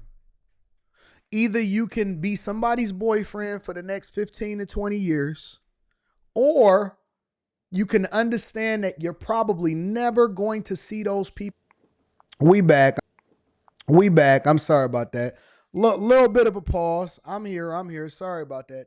But you can use that as motivation to change the things that you don't necessarily like about the culture. You can use that. You don't have to be impacted by it, and you don't have to move the same way that everybody else wants you to move. You can absolutely change the culture. But instead, the long-term impact is going to be he's somebody else's boyfriend instead of having the freedom to be able to make an impact in this community the way he really wants to. That's just the way that it is. All right. I think I lost some of the super chats. Let me double check. King226 says, while others are stuck in fear, those focused on building financially or skill-wise set themselves up for a rebound.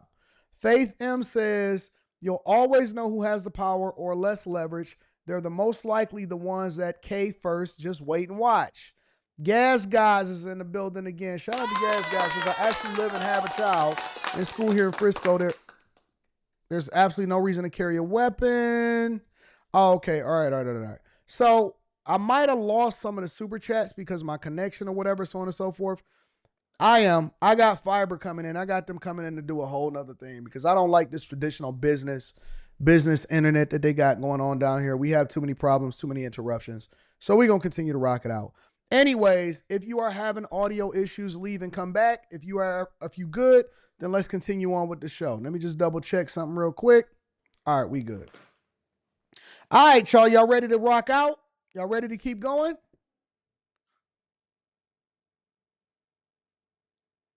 Yeah, he could have just walked away. He could have just walked away, but he didn't want to walk away. I wish we were smarter. I wish we were thinkers. I do. I wish we were smarter, and I wish we were thinkers. I wish that everything that we do, we run it through our heads of all of the possibilities of how things are going to. We need to have that Doctor Strange mentality that he had in the first Avengers. Or not the first Avengers, the Avengers Infinity War. I wish we were thinkers. I do. I wish we were. I pray that we become thinkers.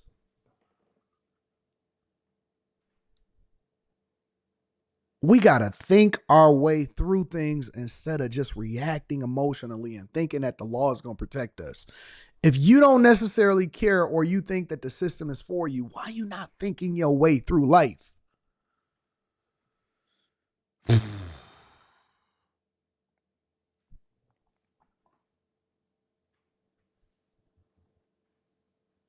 You hate being a thinker sometimes?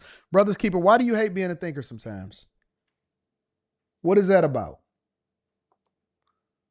Why do you hate being a thinker sometimes? Trump is pausing tariffs. Trump is pausing tariffs against the rest of the world, but he gave more detail and more insight as to why he's continuing to implement tariffs against China. Make sure you hit a like for the algorithm, subscribe to the channel, and turn on your notifications. Let's get into it, y'all.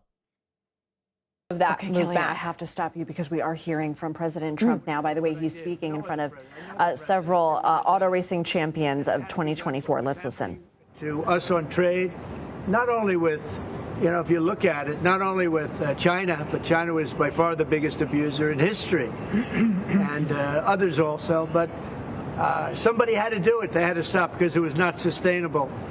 Last year, China made $1 trillion off trade with the United States. That's not right. And now I've reversed it. It's for a short period of time, but we made $2 billion. We're making now $2 billion a day. And somebody had to do it.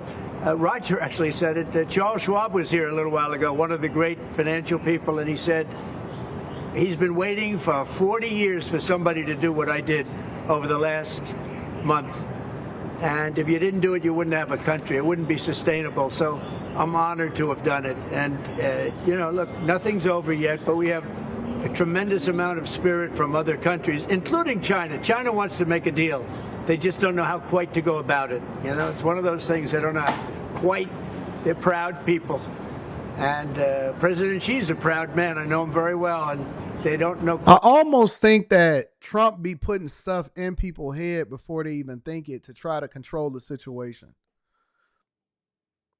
You know what I'm saying? I almost think that sometimes he says stuff to put it in people's head to think away before he comes to the table, and that he's sometimes trying to tell you what you're going to do before you do it so that he can control the situation even more. Quite how to go about it, but they'll figure it out. They're in the process of figuring it out, but they want to make a deal. And we have many other countries, as you know, many more than 75. Happy birthday, Kev. I'm going to acknowledge you shortly. And they want to come here, or they'll go to Commerce, or they'll go to Treasury. We have our great senators here and congressmen. They'll call John. Like, he'll tell them, yo, they want to make a deal. They just don't know how to go about doing it. They definitely want to make a deal. Like, what? What do you mean? Honestly, you need to do that even in your relationships. Listen, you don't even really know what you want. I know what's best for you. Just sit down, calm down, close your eyes, go to sleep. We'll talk about it later. Okay. Listen, you know what? I know that you need sleep. And sleep heals the body. Take a nap. This is what's best for you. Don't worry about it. When you wake up, you're going to feel better. The reason that they're going to close their eyes is because you said when you wake up, you're going to feel better.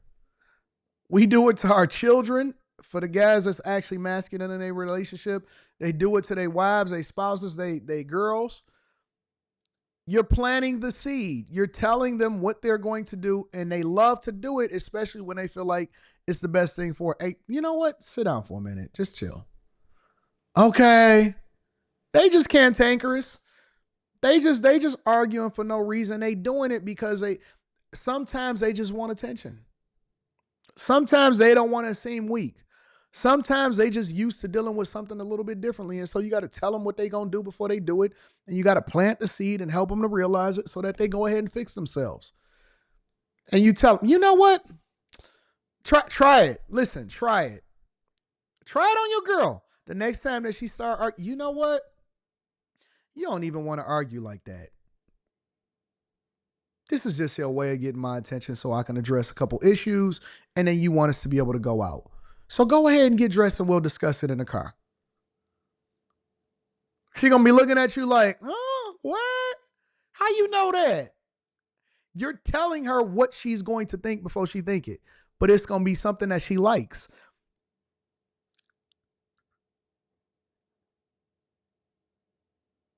Tell her.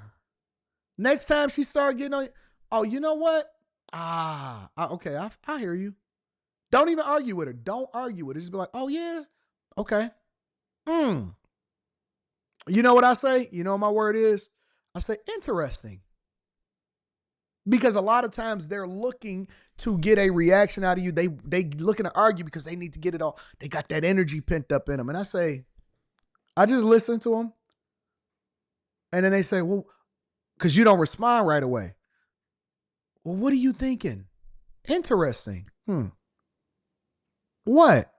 I'm just gathering my thoughts. Just thinking my way through it.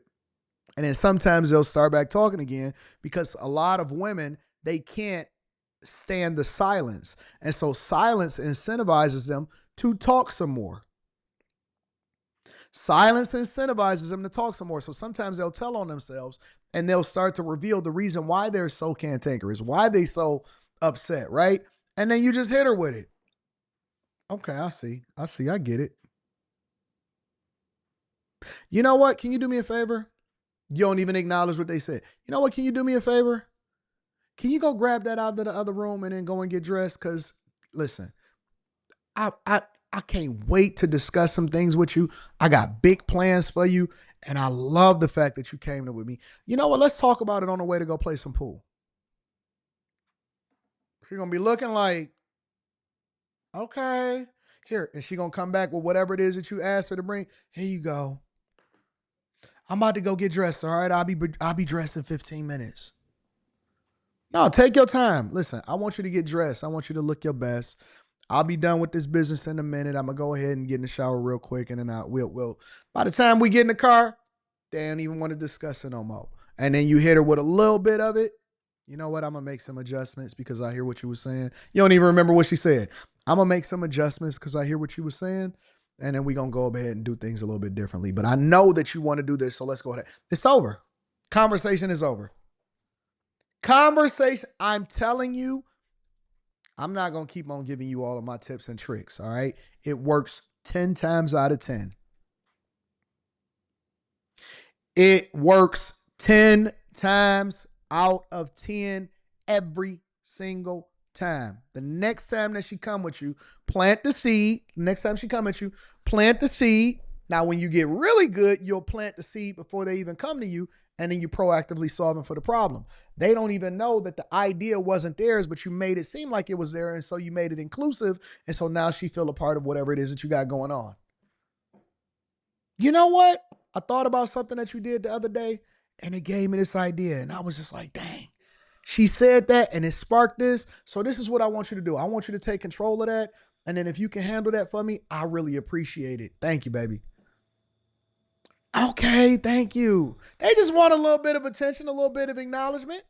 They want a little bit of attention, a little bit of acknowledgement, and they want to feel like they're doing something productive. I got to stop talking so openly on the internet. Let's continue. They'll go through somebody, but they're all calling, how do we do this? They all want to make a deal. Somebody had to do what we did, and I did a 90-day pause for the people that didn't retaliate. It's Inception. You plant the thought. Because I told them if you retaliate, we're going to double it. And that's what I did with China, because they did retaliate. So we'll see how it all works out. I think it's going to work out amazing. I think that our country is going to be at the end of a year or shorter, but I think we're going to have something that nobody would have dreamt possible. A man like Roger Penske, I don't want to get him in trouble with China, so I won't, but he would know that you have He's to a master you have communicator. To cut the bow, and you have to do what you have to do. Trump right, is a master communicator. And that's He what says I did, it every, and and you know what? You never seen nothing like this before. It's going to be the best thing ever. It's going to be the best thing ever. Nobody's done it the way that I've done it. They don't even know what they're thinking. They don't know how to come to the table. They want to make a deal. They want to make a deal, but they don't know how to come to the table. It's going to be the best thing for you guys ever. And nobody's done it like me. Nobody's had it like me. Nobody's had this level of cooperation. We're going to make America great again. He is a master, and he continues to reinforce it. He continues to reinforce it and continues to reinforce it. And he give you some and he pull it back. And he give you some and he pull it back. And he tells you, you know what? You're going to pay for it. You know what? Hold off on that. We only going to tariff you 10% so that we can make sure that you come to the deal. Come to the table. Let's talk about it. It's the art of the deal. It happens every time. Very happy to have done it. Mr. President, was there anyone? The Prime Minister of Greece just told Breitbart's Matt Boyle that he thinks absolutely the European Union and the United States could work out a trade deal that's win-win and, quote, mutually beneficial to both sides. What do you think about the Prime Minister's comments, and do you think a deal could be struck with the European Union? First of all, I know him. He's a good man, and I appreciate his He always comments. leads with a Deal compliment. could be made with every one of them. You know what? I know President Xi over there. Xi is a good man. We got a great relationship. You know what? Him over there, I like them over at the European Union. They're great people. We talked before. We did a deal before. They're good people. But they just don't know how to come to the table. We'll talk about it. When we meet in person, we'll figure out what the terms of the agreement is. A deal's going to be made with China. A deal's going to be made with every one of them. And there'll be fair deals. I just want fair. They will be fair deals for everybody. But they weren't fair to the United States. They were sucking us dry, and you can't do that. You know, we have $36 trillion of debt for a reason. We don't have it there for fun. They have it for a reason. And people took advantage of our country, and they ripped us off for decades. I've been thinking about this for decades. If you ever saw me on television, I was young like these guys. And it was a good old days, I'll tell you, Roger. But I was like these guys, young, and I was talking about it. Nothing changed, and nothing was done about it. Then I did it. In my first term, I did it, and did it well. We took in hundreds of billions of dollars from China and others, and I started the process. But then we had to fix up from the COVID mess caused by China. We had to fix up from that, and we did a good job of doing it. And when we handed back the reins after a rigged election, and when we handed back the reins, the stock market was higher than it was before COVID coming in. So, you know, we did a great job, but we didn't have time to do the big thing, which we're doing now. And it's, you know, it's like a patient is sick, you have to do surgery. Patient is very, very sick. And Joe Biden handed us over a country that was in very serious trouble, economically and in every other way. They let China run away with things. They let other countries run away with things.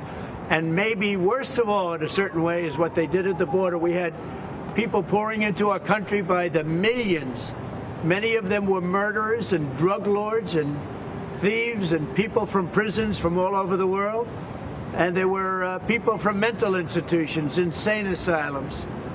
They were taking their mentally insane, and they were dumping them into our country.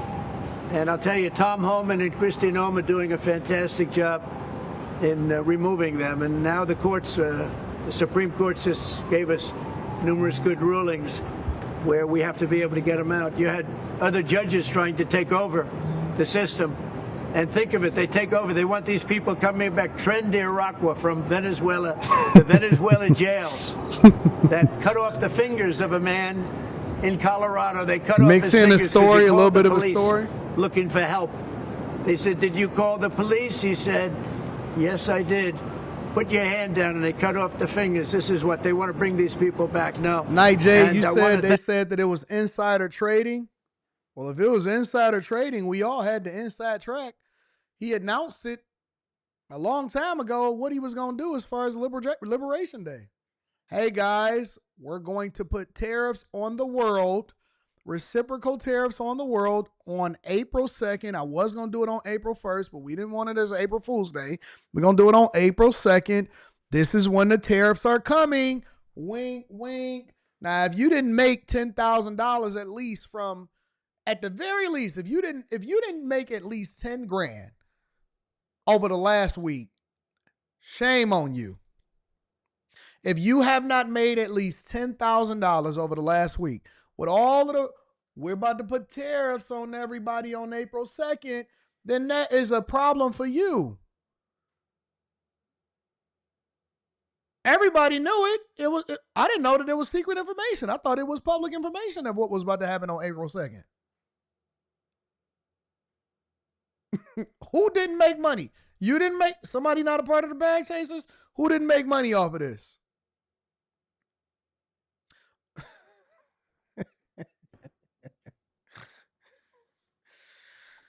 Oh, man. Listen, I'm telling you, Night J, the only people that are complaining is the people that don't take advantage and they feel like they missed out. It's called the, what is it called? Fear of, I forgot what it was called. The only people that's complaining was the ones that did not capitalize off of it. And if you didn't capitalize off of it, snatch your money. What did I tell y'all last night? Take some money off the table. Continue to dollar cost average. Take your profits. Continue to dollar cost average and enjoy life. Might have to pay a couple of little reduced capital gain taxes or whatever, but you need to be taking your money off the table and enjoying life. If you don't have a stomach for it, if this is something that bothers you, then that's your fault. Fear of missing out, FOMO, fear of missing out. Thank y'all. Thank you to the chat. Hold me down. If y'all didn't make a whole bunch of money over what just happened over the last week or so, shame on you. But of course, the people that were sitting on the sidelines complaining and talking about Karmelo Anthony are the very ones that was over there getting washed, getting finessed, got to go to work, didn't make sure that they spend their 7-Eleven check the right way. That's your fault. That is your fault. Messed up, missed the bag, and we gonna capitalize no matter who's in office. Make sure you hit a like for the algorithm, subscribe to the channel, and turn on your notifications. Let me read some of these super chats. Cav says, 34 years old today. Happy birthday, big dog. It's a blessing, and I'm a 50%. Man, that's the blessing. 100% debt free. Wow. Then that means that now we gonna run up a bag, right? That's Kev. Shout out to Kev. Courtney. What up, Courtney? Courtney says, what's good, AD? I appreciate your mindset and money first approach. Real ones build first, flex later. I'm building something similar in Arizona. I like that. Abe the Hunter says they should make it mandatory in all schools, conflict resolution, K through 12. Nope. They too busy teaching them how to be sassy, and diversity, equity, and inclusion. I'm a little late, but that Prada Black is good cologne for men. What is your favorite cologne? Fragrance. I do not wear cologne. Nope. Soap, water, lotion. Soap, water, lotion. Preferably cocoa butter lotion. That's it. You smell good. Brush your teeth. Scrape your tongue. Make sure that you hit them with a little bit of mouthwash. Wash really good. Wash everything. Don't just let the water run on you. And throw on some lotion. I'm good. That's my cologne. Soap and water, lotion. That's it. I don't use nothing but soap, water, and lotion. Oh, and then when you wake up, Tiege Hanley, 40% off your first order, 20% off for life. Make sure y'all get that Tiege pack. Ladies, get it for the fellas. Fellas, don't wait for the ladies to get it for you. That's how we rocking. Nope, don't floss. I use a water flosser. I do not use regular floss. Yeah, hygiene. Hygiene. Gotta wash it. Wash up. Soap, water, Tiege, water flosser, brush your teeth, and then put some lotion on and put some Vaseline on your knuckles if you're darker, because the ash will start coming through if you wash your hands a lot. All right. I see y'all say Creed, all of these different things. I'm gonna leave that to y'all. I'm not an expert on cologne. I don't wear cologne. I only wear soap, water, lotion. All right. Appreciate the super chat for that one. Thank you, my friend. Wyatt Elizabeth Williams says, are you saying it's subliminally suggested? Everything is subliminally suggested. Everything is subliminally suggested. Greatness to Work says, I'm very close to the issue in Frisco. What does that mean, very close? Define very close. The same thing happened to a 14-year-old girl in a Houston middle school. No one is speaking of that. What does that mean by very close? The greatest president of all time. Facts. Chris Cunningham says the reason for the 125% tariff is because he wants the Panama Canal deal and it's a threat to the United States of America.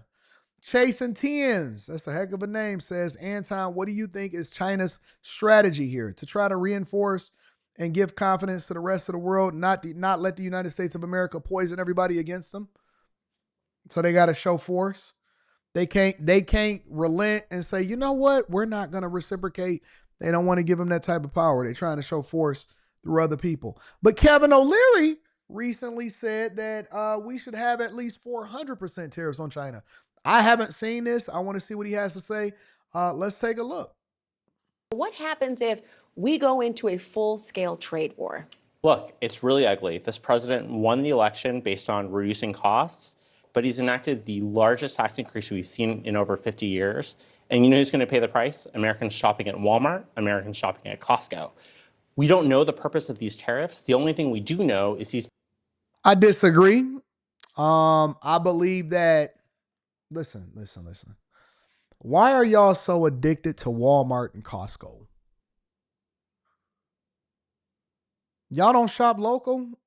Y'all don't have stores? Y'all don't know the people that own y'all stores, y'all community members, y'all barbers, y'all hair salons. You don't know the butcher. You don't know the people that own the little store down the street, the bagel shop. You don't know where to get your bread from. You don't know where they make fresh bread at. Honestly, personally, completely unrelated, I think that we need to start having a more community focused and based. Like, I look up the places that actually make the stuff fresh. I look up, who locally owns what. I look up whether or not, like, I'm always going to prefer to go to a local space versus going to the big box. Why are y'all so addicted to Walmart? Why are y'all so addicted to Costco? Why are y'all so addicted to cheap products? Y'all don't know people that do stuff locally. You're not integrated inside of your community.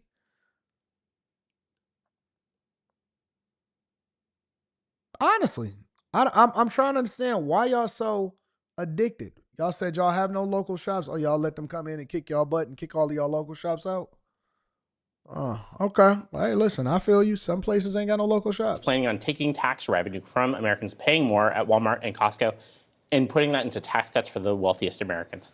It's totally gross, and it's putting us on the brink of a recession. It could cost us tons of manufacturing jobs as we get into this trade war. It's a really disturbing policy. I hope he backs off. But Kevin, he said there's a lot of deals that they're literally kissing his ass, was the phrase he used, very eloquently. Where are the deals? 104% tariffs on China are not enough. I'm advocating 400%. I do business in China. They don't play by the rules. They've been in the WTO for decades. They have never abided by any of the rules they agreed to when they came in for decades. They cheat, they steal IP. I can't litigate in their courts. They take product, technology, they steal it. What did I say? What have I been saying for years?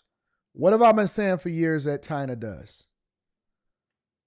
I've been saying this. I've been preaching this. I've been talking about it every single day. Every single day, I've been talking about how they cheat, they steal. They've been stealing proprietary technology, the IP. They've forced people to do business with them, and you cannot take them to court in the same way that they can come to our courts. See, we let anybody come to our courts. We let illegal migrants come to our courts. We let people that ain't from here, they can litigate. TikTok, everybody can say, oh, no, we don't like the way America doing business. We're going to sue them inside of America. You don't have the same leverage over in China that you do. Y'all think that they are fair and they do business like us. They don't do business like us. They don't think like us. They don't do business like us. And he's telling you that they are manipulators. They're manipulators of the currency. They're manipulators of the market. They're manipulation of countries. They're a communist country. They censor. You can't say anything about them. If you're there, you can't send an email without it being checked. They are very censored, very restrictive. And if you talk too much, bro, they make some of their biggest business leaders disappear. Do y'all remember when, the Alibaba CEO disappeared for like 2 or 3 years? They gave him the Men in Black treatment where he came back all submissive, came out of the blue after 2 or 3 years, and he came back and he was like, you know what? I support the Chinese regime. Billionaire. He was the Jeff Bezos of China, and he just disappeared, and he just came back with a whole different disposition. They don't play by the same rules that we play by. They are Jonathan Majors and Creed.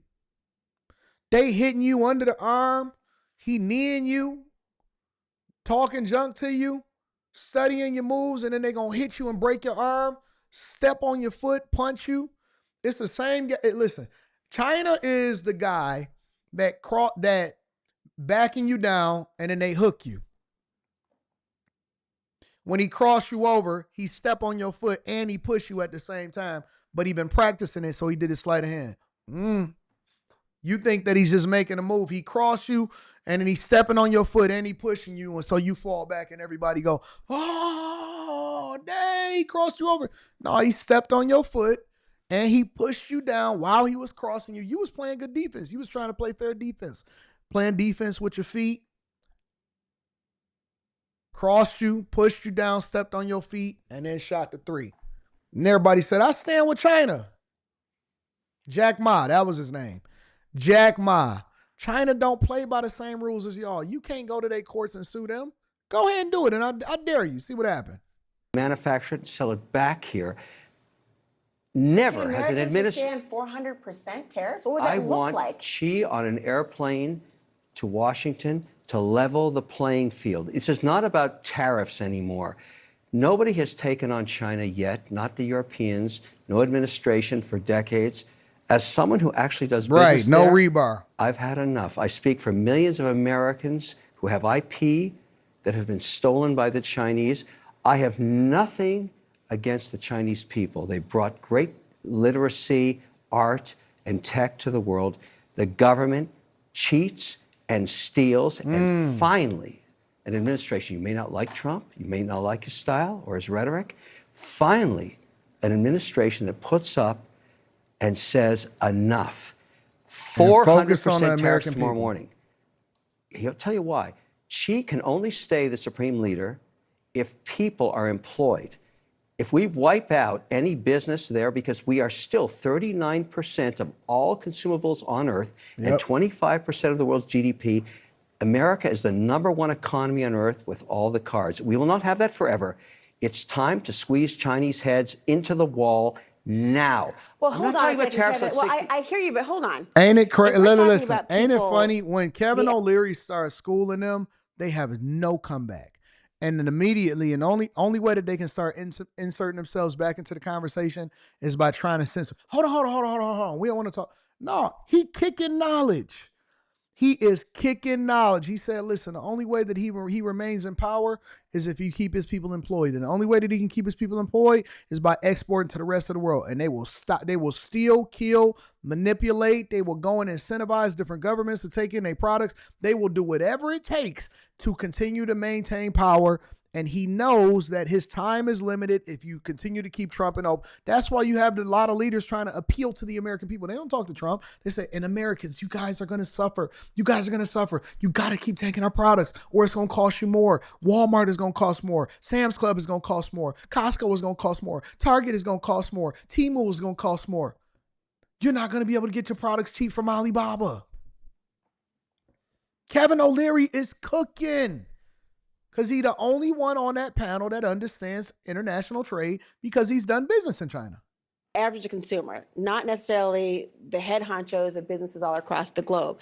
Can they withstand the pressure of that sort of tax on the goods they're going to have? Short-lived. There will be But what's your timeline compared to, you don't know the average American's timeline, what they can actually survive. There's people right now who can't survive 400% tomorrow morning, cheese on an airplane to Washington to cut a deal. What do you think? You know, here's the thing, though. This is the perfect example of, I understand how it would benefit you, but that's not what the American people voted for. They voted because Trump said within 24 hours, costs will come down. Trump supporters. That's not why they voted him. That's not why they voted him in. And there were people in the middle who said, okay, I'm going to vote for that. He also said he'd end the wars. That's not happening. We still have supply chain issues. So I just filled up my tank yesterday. Gas prices are not down. Rent, groceries, prices are not down. And when people are looking what's happening in the markets and they see the uncertainty and they see their 401ks, I had to listen to my mom talk about her investments on Sunday and she's nervous. I get it. On top of that, though, don't forget, tomorrow we're going to have a vote on a budget that is going to be also another series of cuts for the American people and a little bit of gamesmanship, as you were saying, so that we can sort of pay for the tax cuts for folks like Kevin. Then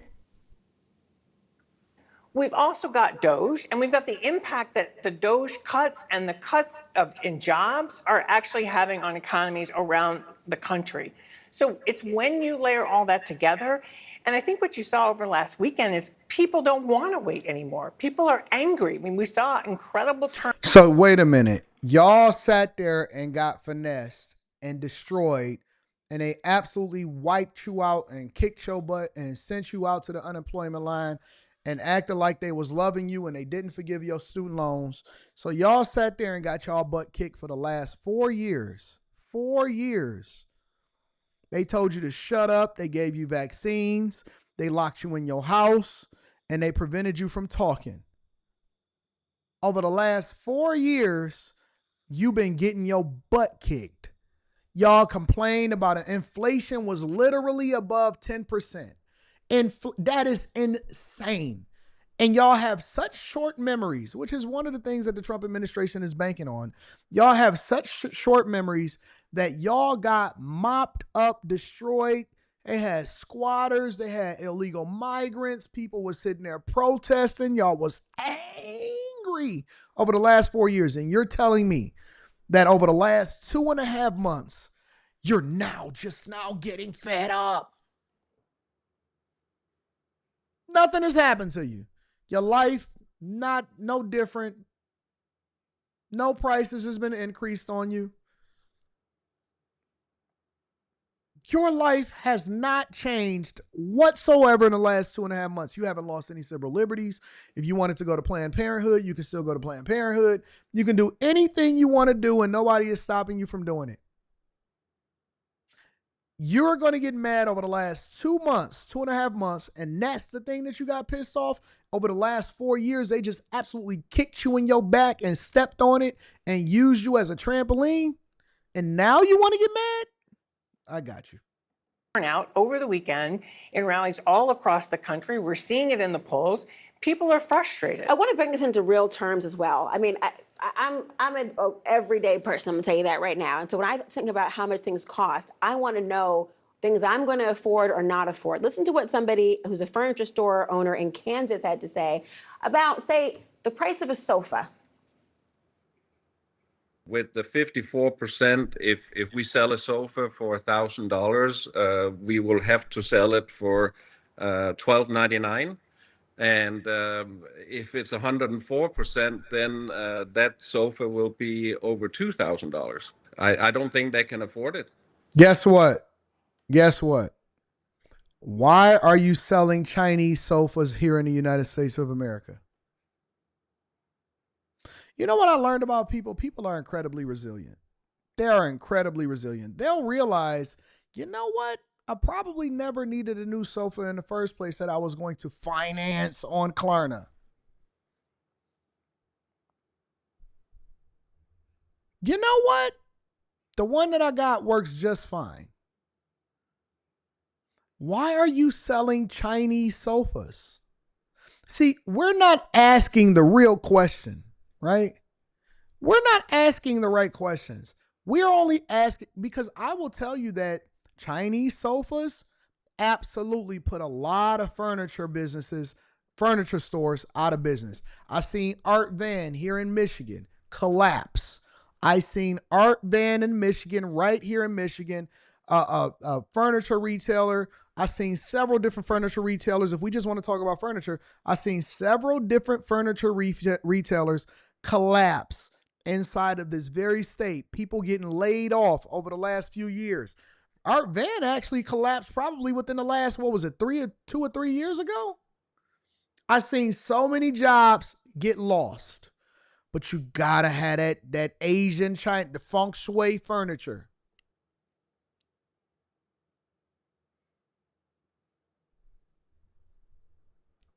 Gotta get that Timo couch. That Wayfair couch. And the markup on furniture is crazy too. They mark up furniture so high, it's crazy. Dolan, that's a real figure for a lot of people. A $2,000 couch as opposed to what they thought they were going to spend? Yeah, that means higher prices for average Americans. And by the way, that's what Republicans in Congress right now are also worried about here.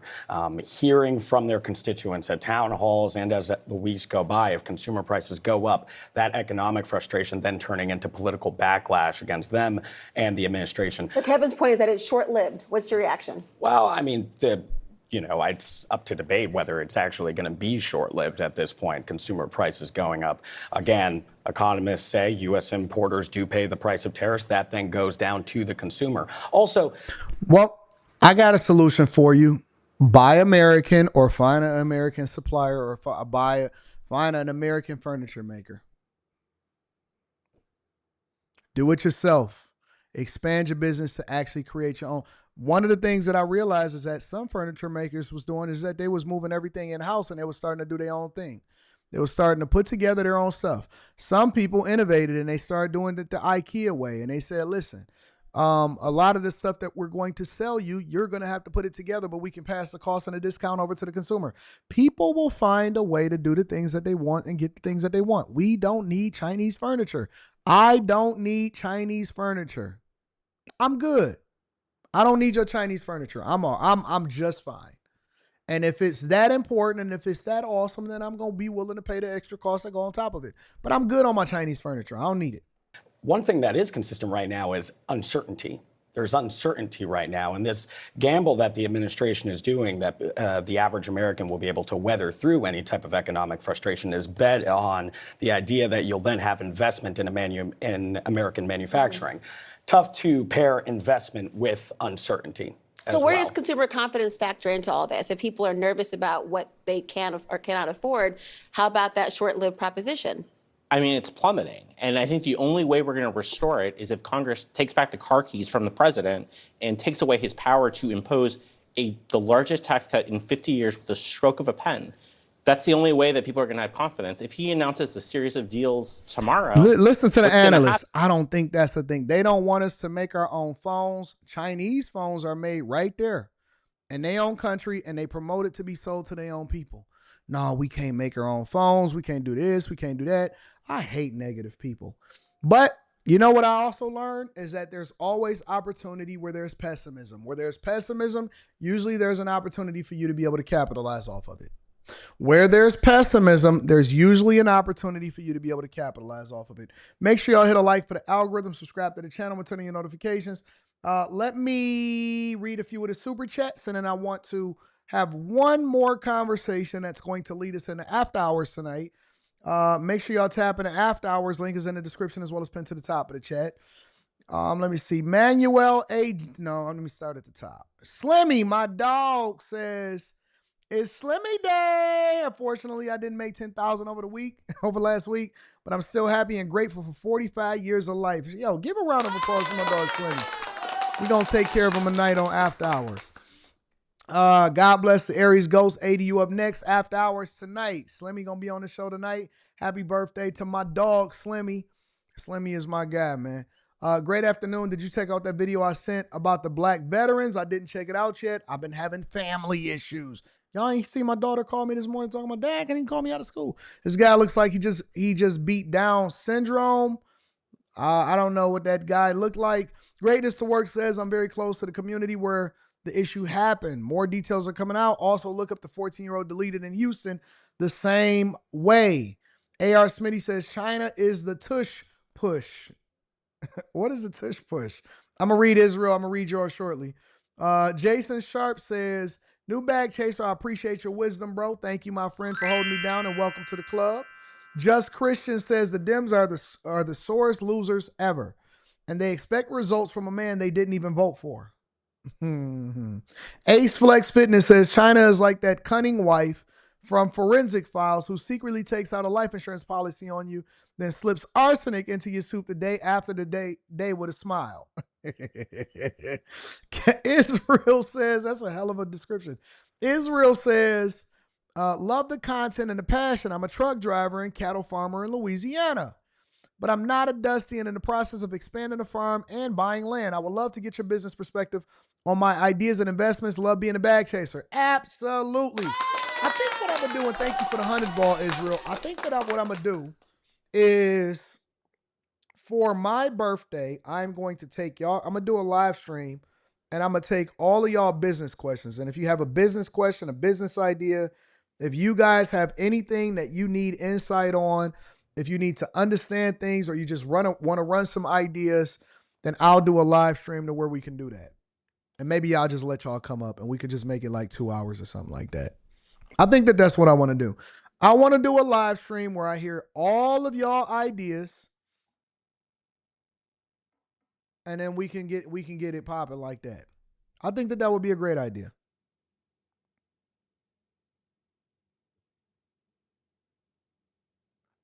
What do y'all think about that? What do y'all think about that? Somebody said, AD, how much of your studio came from China? All of my stuff that was in my studio was sourced locally, including the baddie that put it together. All of the construction workers, everything in this studio was done by hand. Every single thing in this studio was done by hand. Everything. I had construction workers here locally from Detroit, black guys in the city that benefited and made a lot of money. The woman was flew in from Tennessee, the designer, and they worked together and they put this together over 6 weeks. Everything, paint, custom walls, everything was framed, wood, all of that. All of it was 100% straight from here in Detroit, Michigan. And I overpaid purposely. Because that's the price that they quoted, and it removed any excuse for them to be able to do what they want to do. Everything was custom made here. Every single thing was custom made, and she was gorgeous too. All right. Anything else?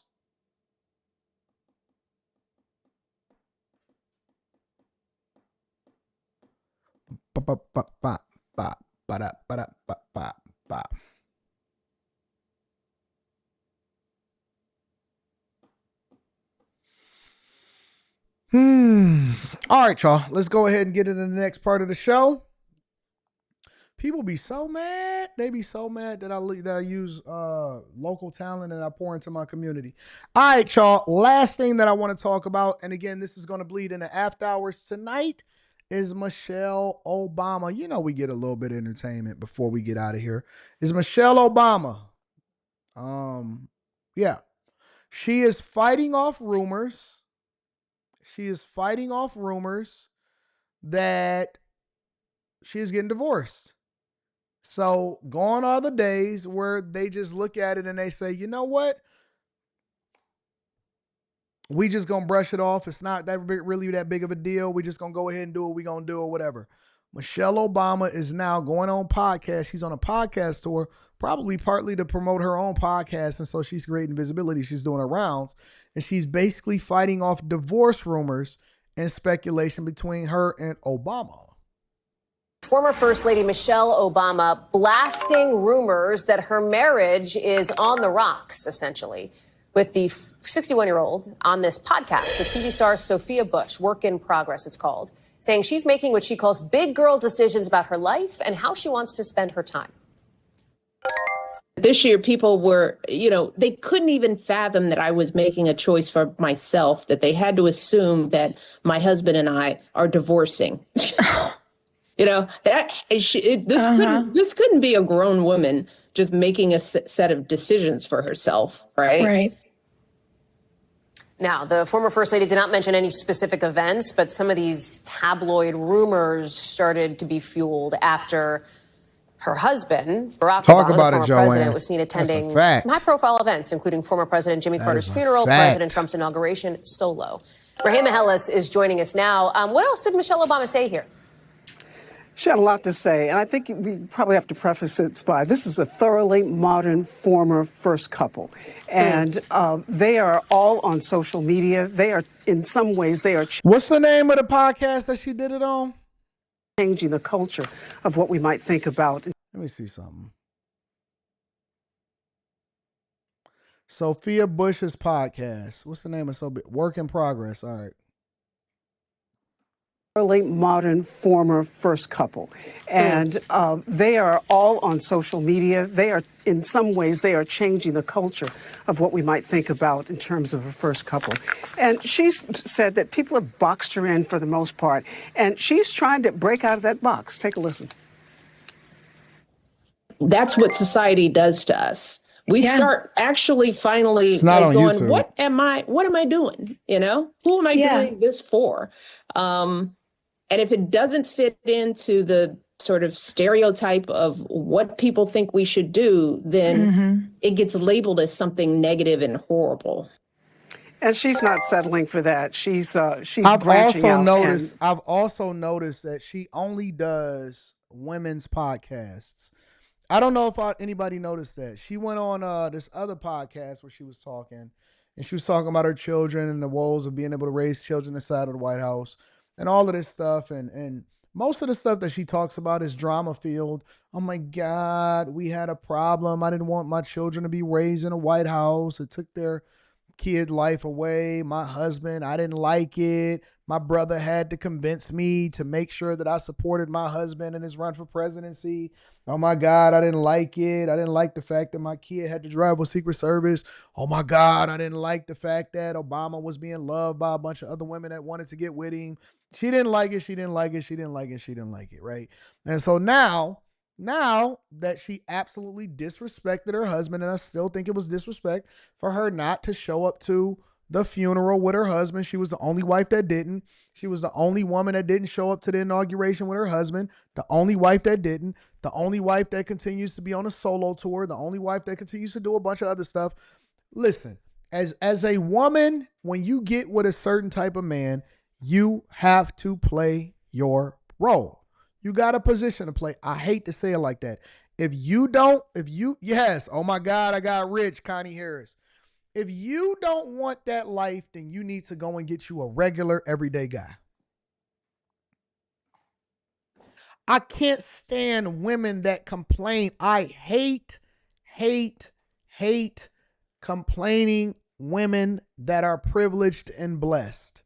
Now, we all gonna complain about something, but nobody is going to feel sorry for you when you are always complaining. I see it happen from women all the time. And again, I'm going to introduce this on After Hours tonight, and I'm going to have one of my special guests come. Y'all don't know who it is. Y'all will never be able to guess it. Some people might be able to guess it if they was following me on TikTok last night. But listen.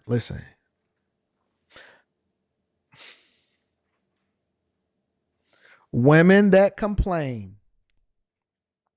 about the successful men that they're talking to and that they are restricted from being independent and being able to do their thing and find their own identity. You don't have an identity. You are blessed to be married to who you are blessed to. Stop trying to be a modern woman. That is the thing that I cannot stand.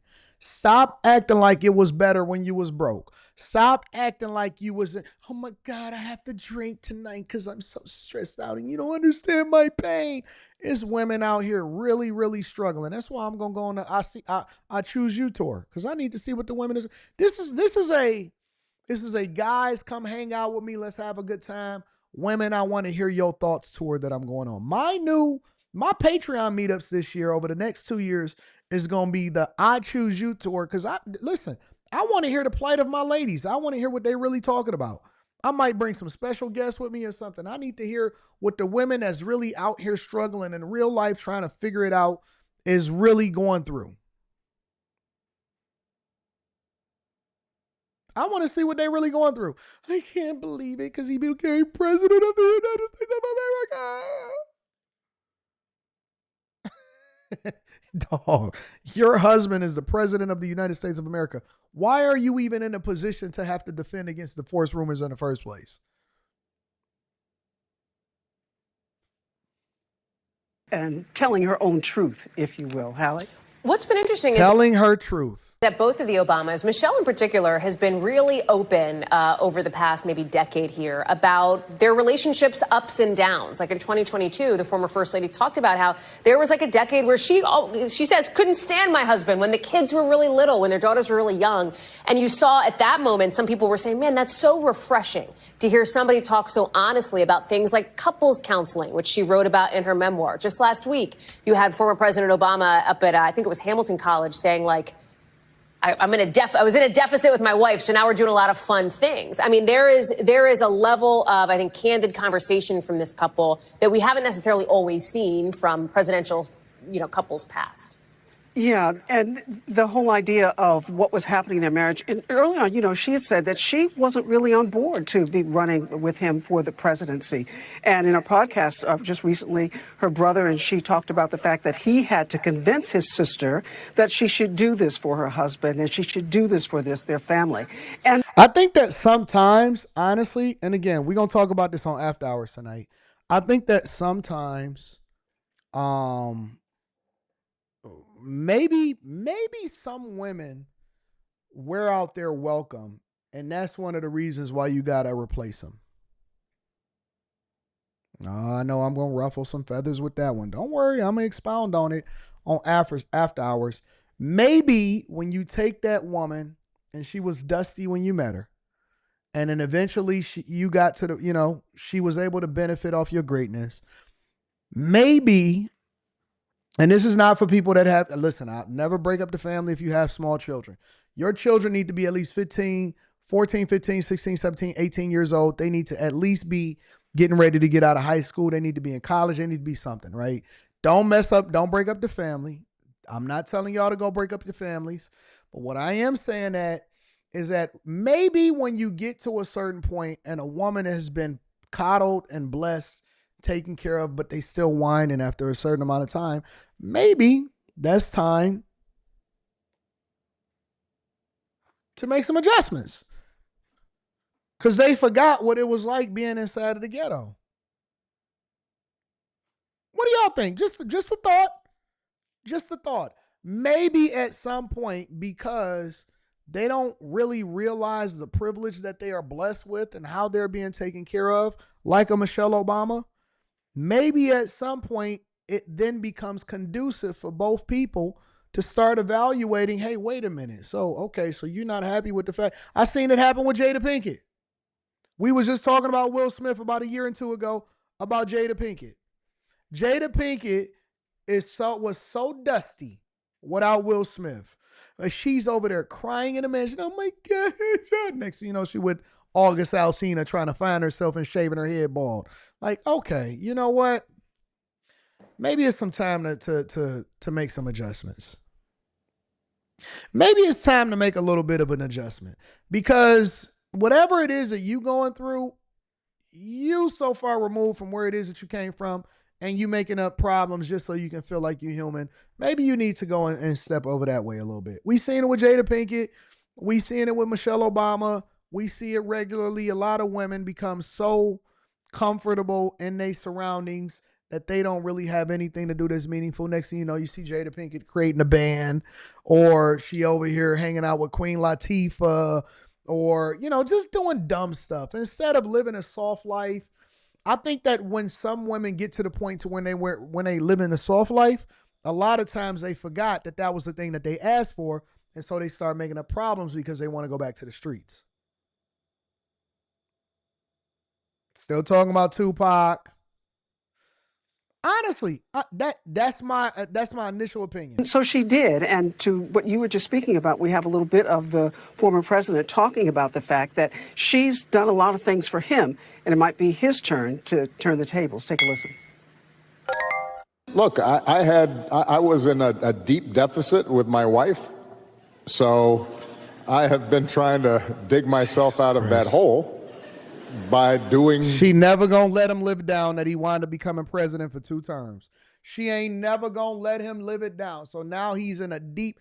Listen, Think about it. He's the only president. You would never hear this from Trump. You would never hear this from Bush. You would never hear it from Clinton. Was getting head in the White House, and he ain't never even acknowledged it. He still ain't never acknowledged that I was getting head from that woman. He'll never acknowledge. You'll never hear from the first Bush. You'll never hear from any Carter. He just died. None of them will sit here and make apologies to the public saying that they were in a deficit. Oh my God.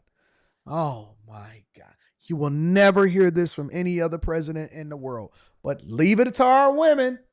Not talking about smiling with no mustache, talking about he was in a deep deficit with his wife. Hey, listen, I got to make it up for the rest of my life. I got to be there. Him, Judge Mathis, all of them. All of them is in the same boat. All of them. At that point, I think that you need to take your 60 and trade her in for 230s at that point. Take your 60 and trade her in for 230s because I ain't tripping. I ain't lying.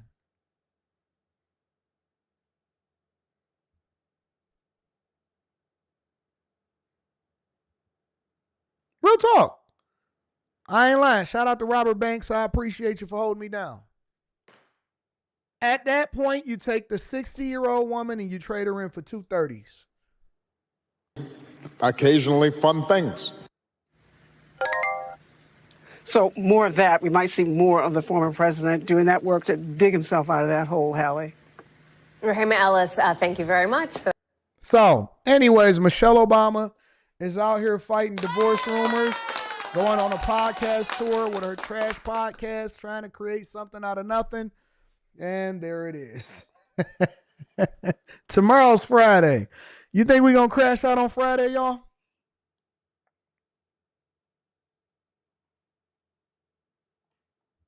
Look at your neighbor and say 230s. Y'all like that math? Oh, man, oh, man.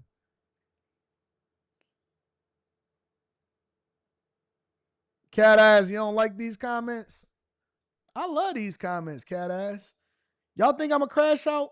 What's the over-under on crash out on Fridays? I don't think I'm a crash out. I think I'm a maintain frame. I'm not going to get passionate about anything that we talk about, and we're going to continue to hold it down. A.R. Smitty says, Big Mike says she wants all of the smoke. Y'all so evil. DJ Ace Production says, while the past president's wives beside Hillary understood the assignment. I don't know, bro. Mr. Joe says, Michelle is insufferable. I see why Bathhouse Barry is with Jennifer Aniston. 392Q says she got to go to the hood like B-Rad off of Malibu's Most Wanted. Fake drive-bys, King, Kinda Pings. Get back humbled. Yeah, I'm with it. I think sometimes you got to let them be out there. Let them have whatever it is that they want to have. Let them have it. Let them have it. Let them have it. If you can get a 10, get 2 5s.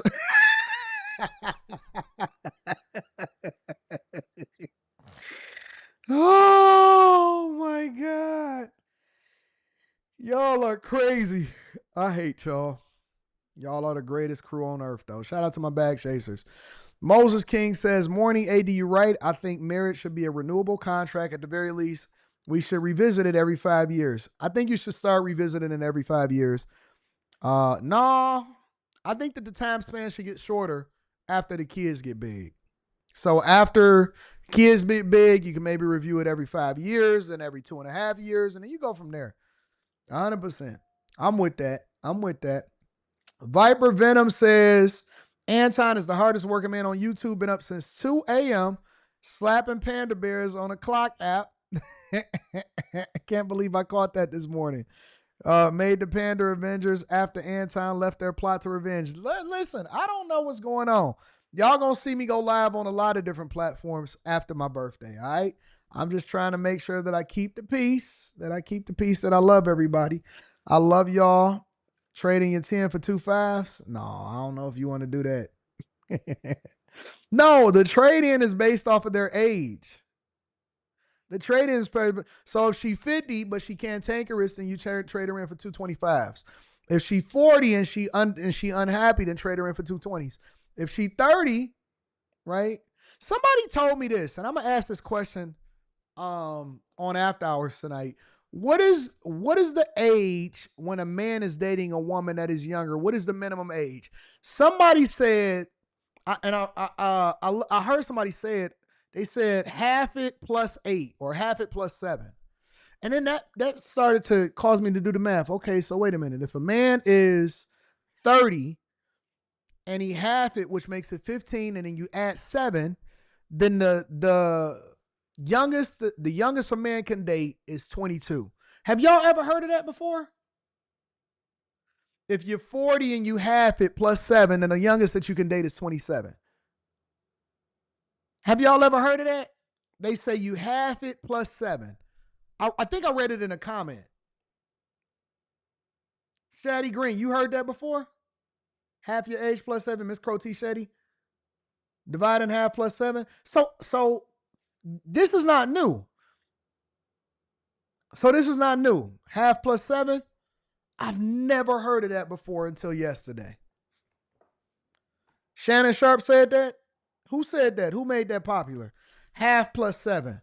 So if you're 60, that means you go with a 37-year-old? Nah, dog. So if you're 70, then you're going to get a 42-year-old? See, it started to get a little spooky, though, right? Nah, that's a little young. That's a little too young for me. I've heard it is called the DiCaprio equation. Huh.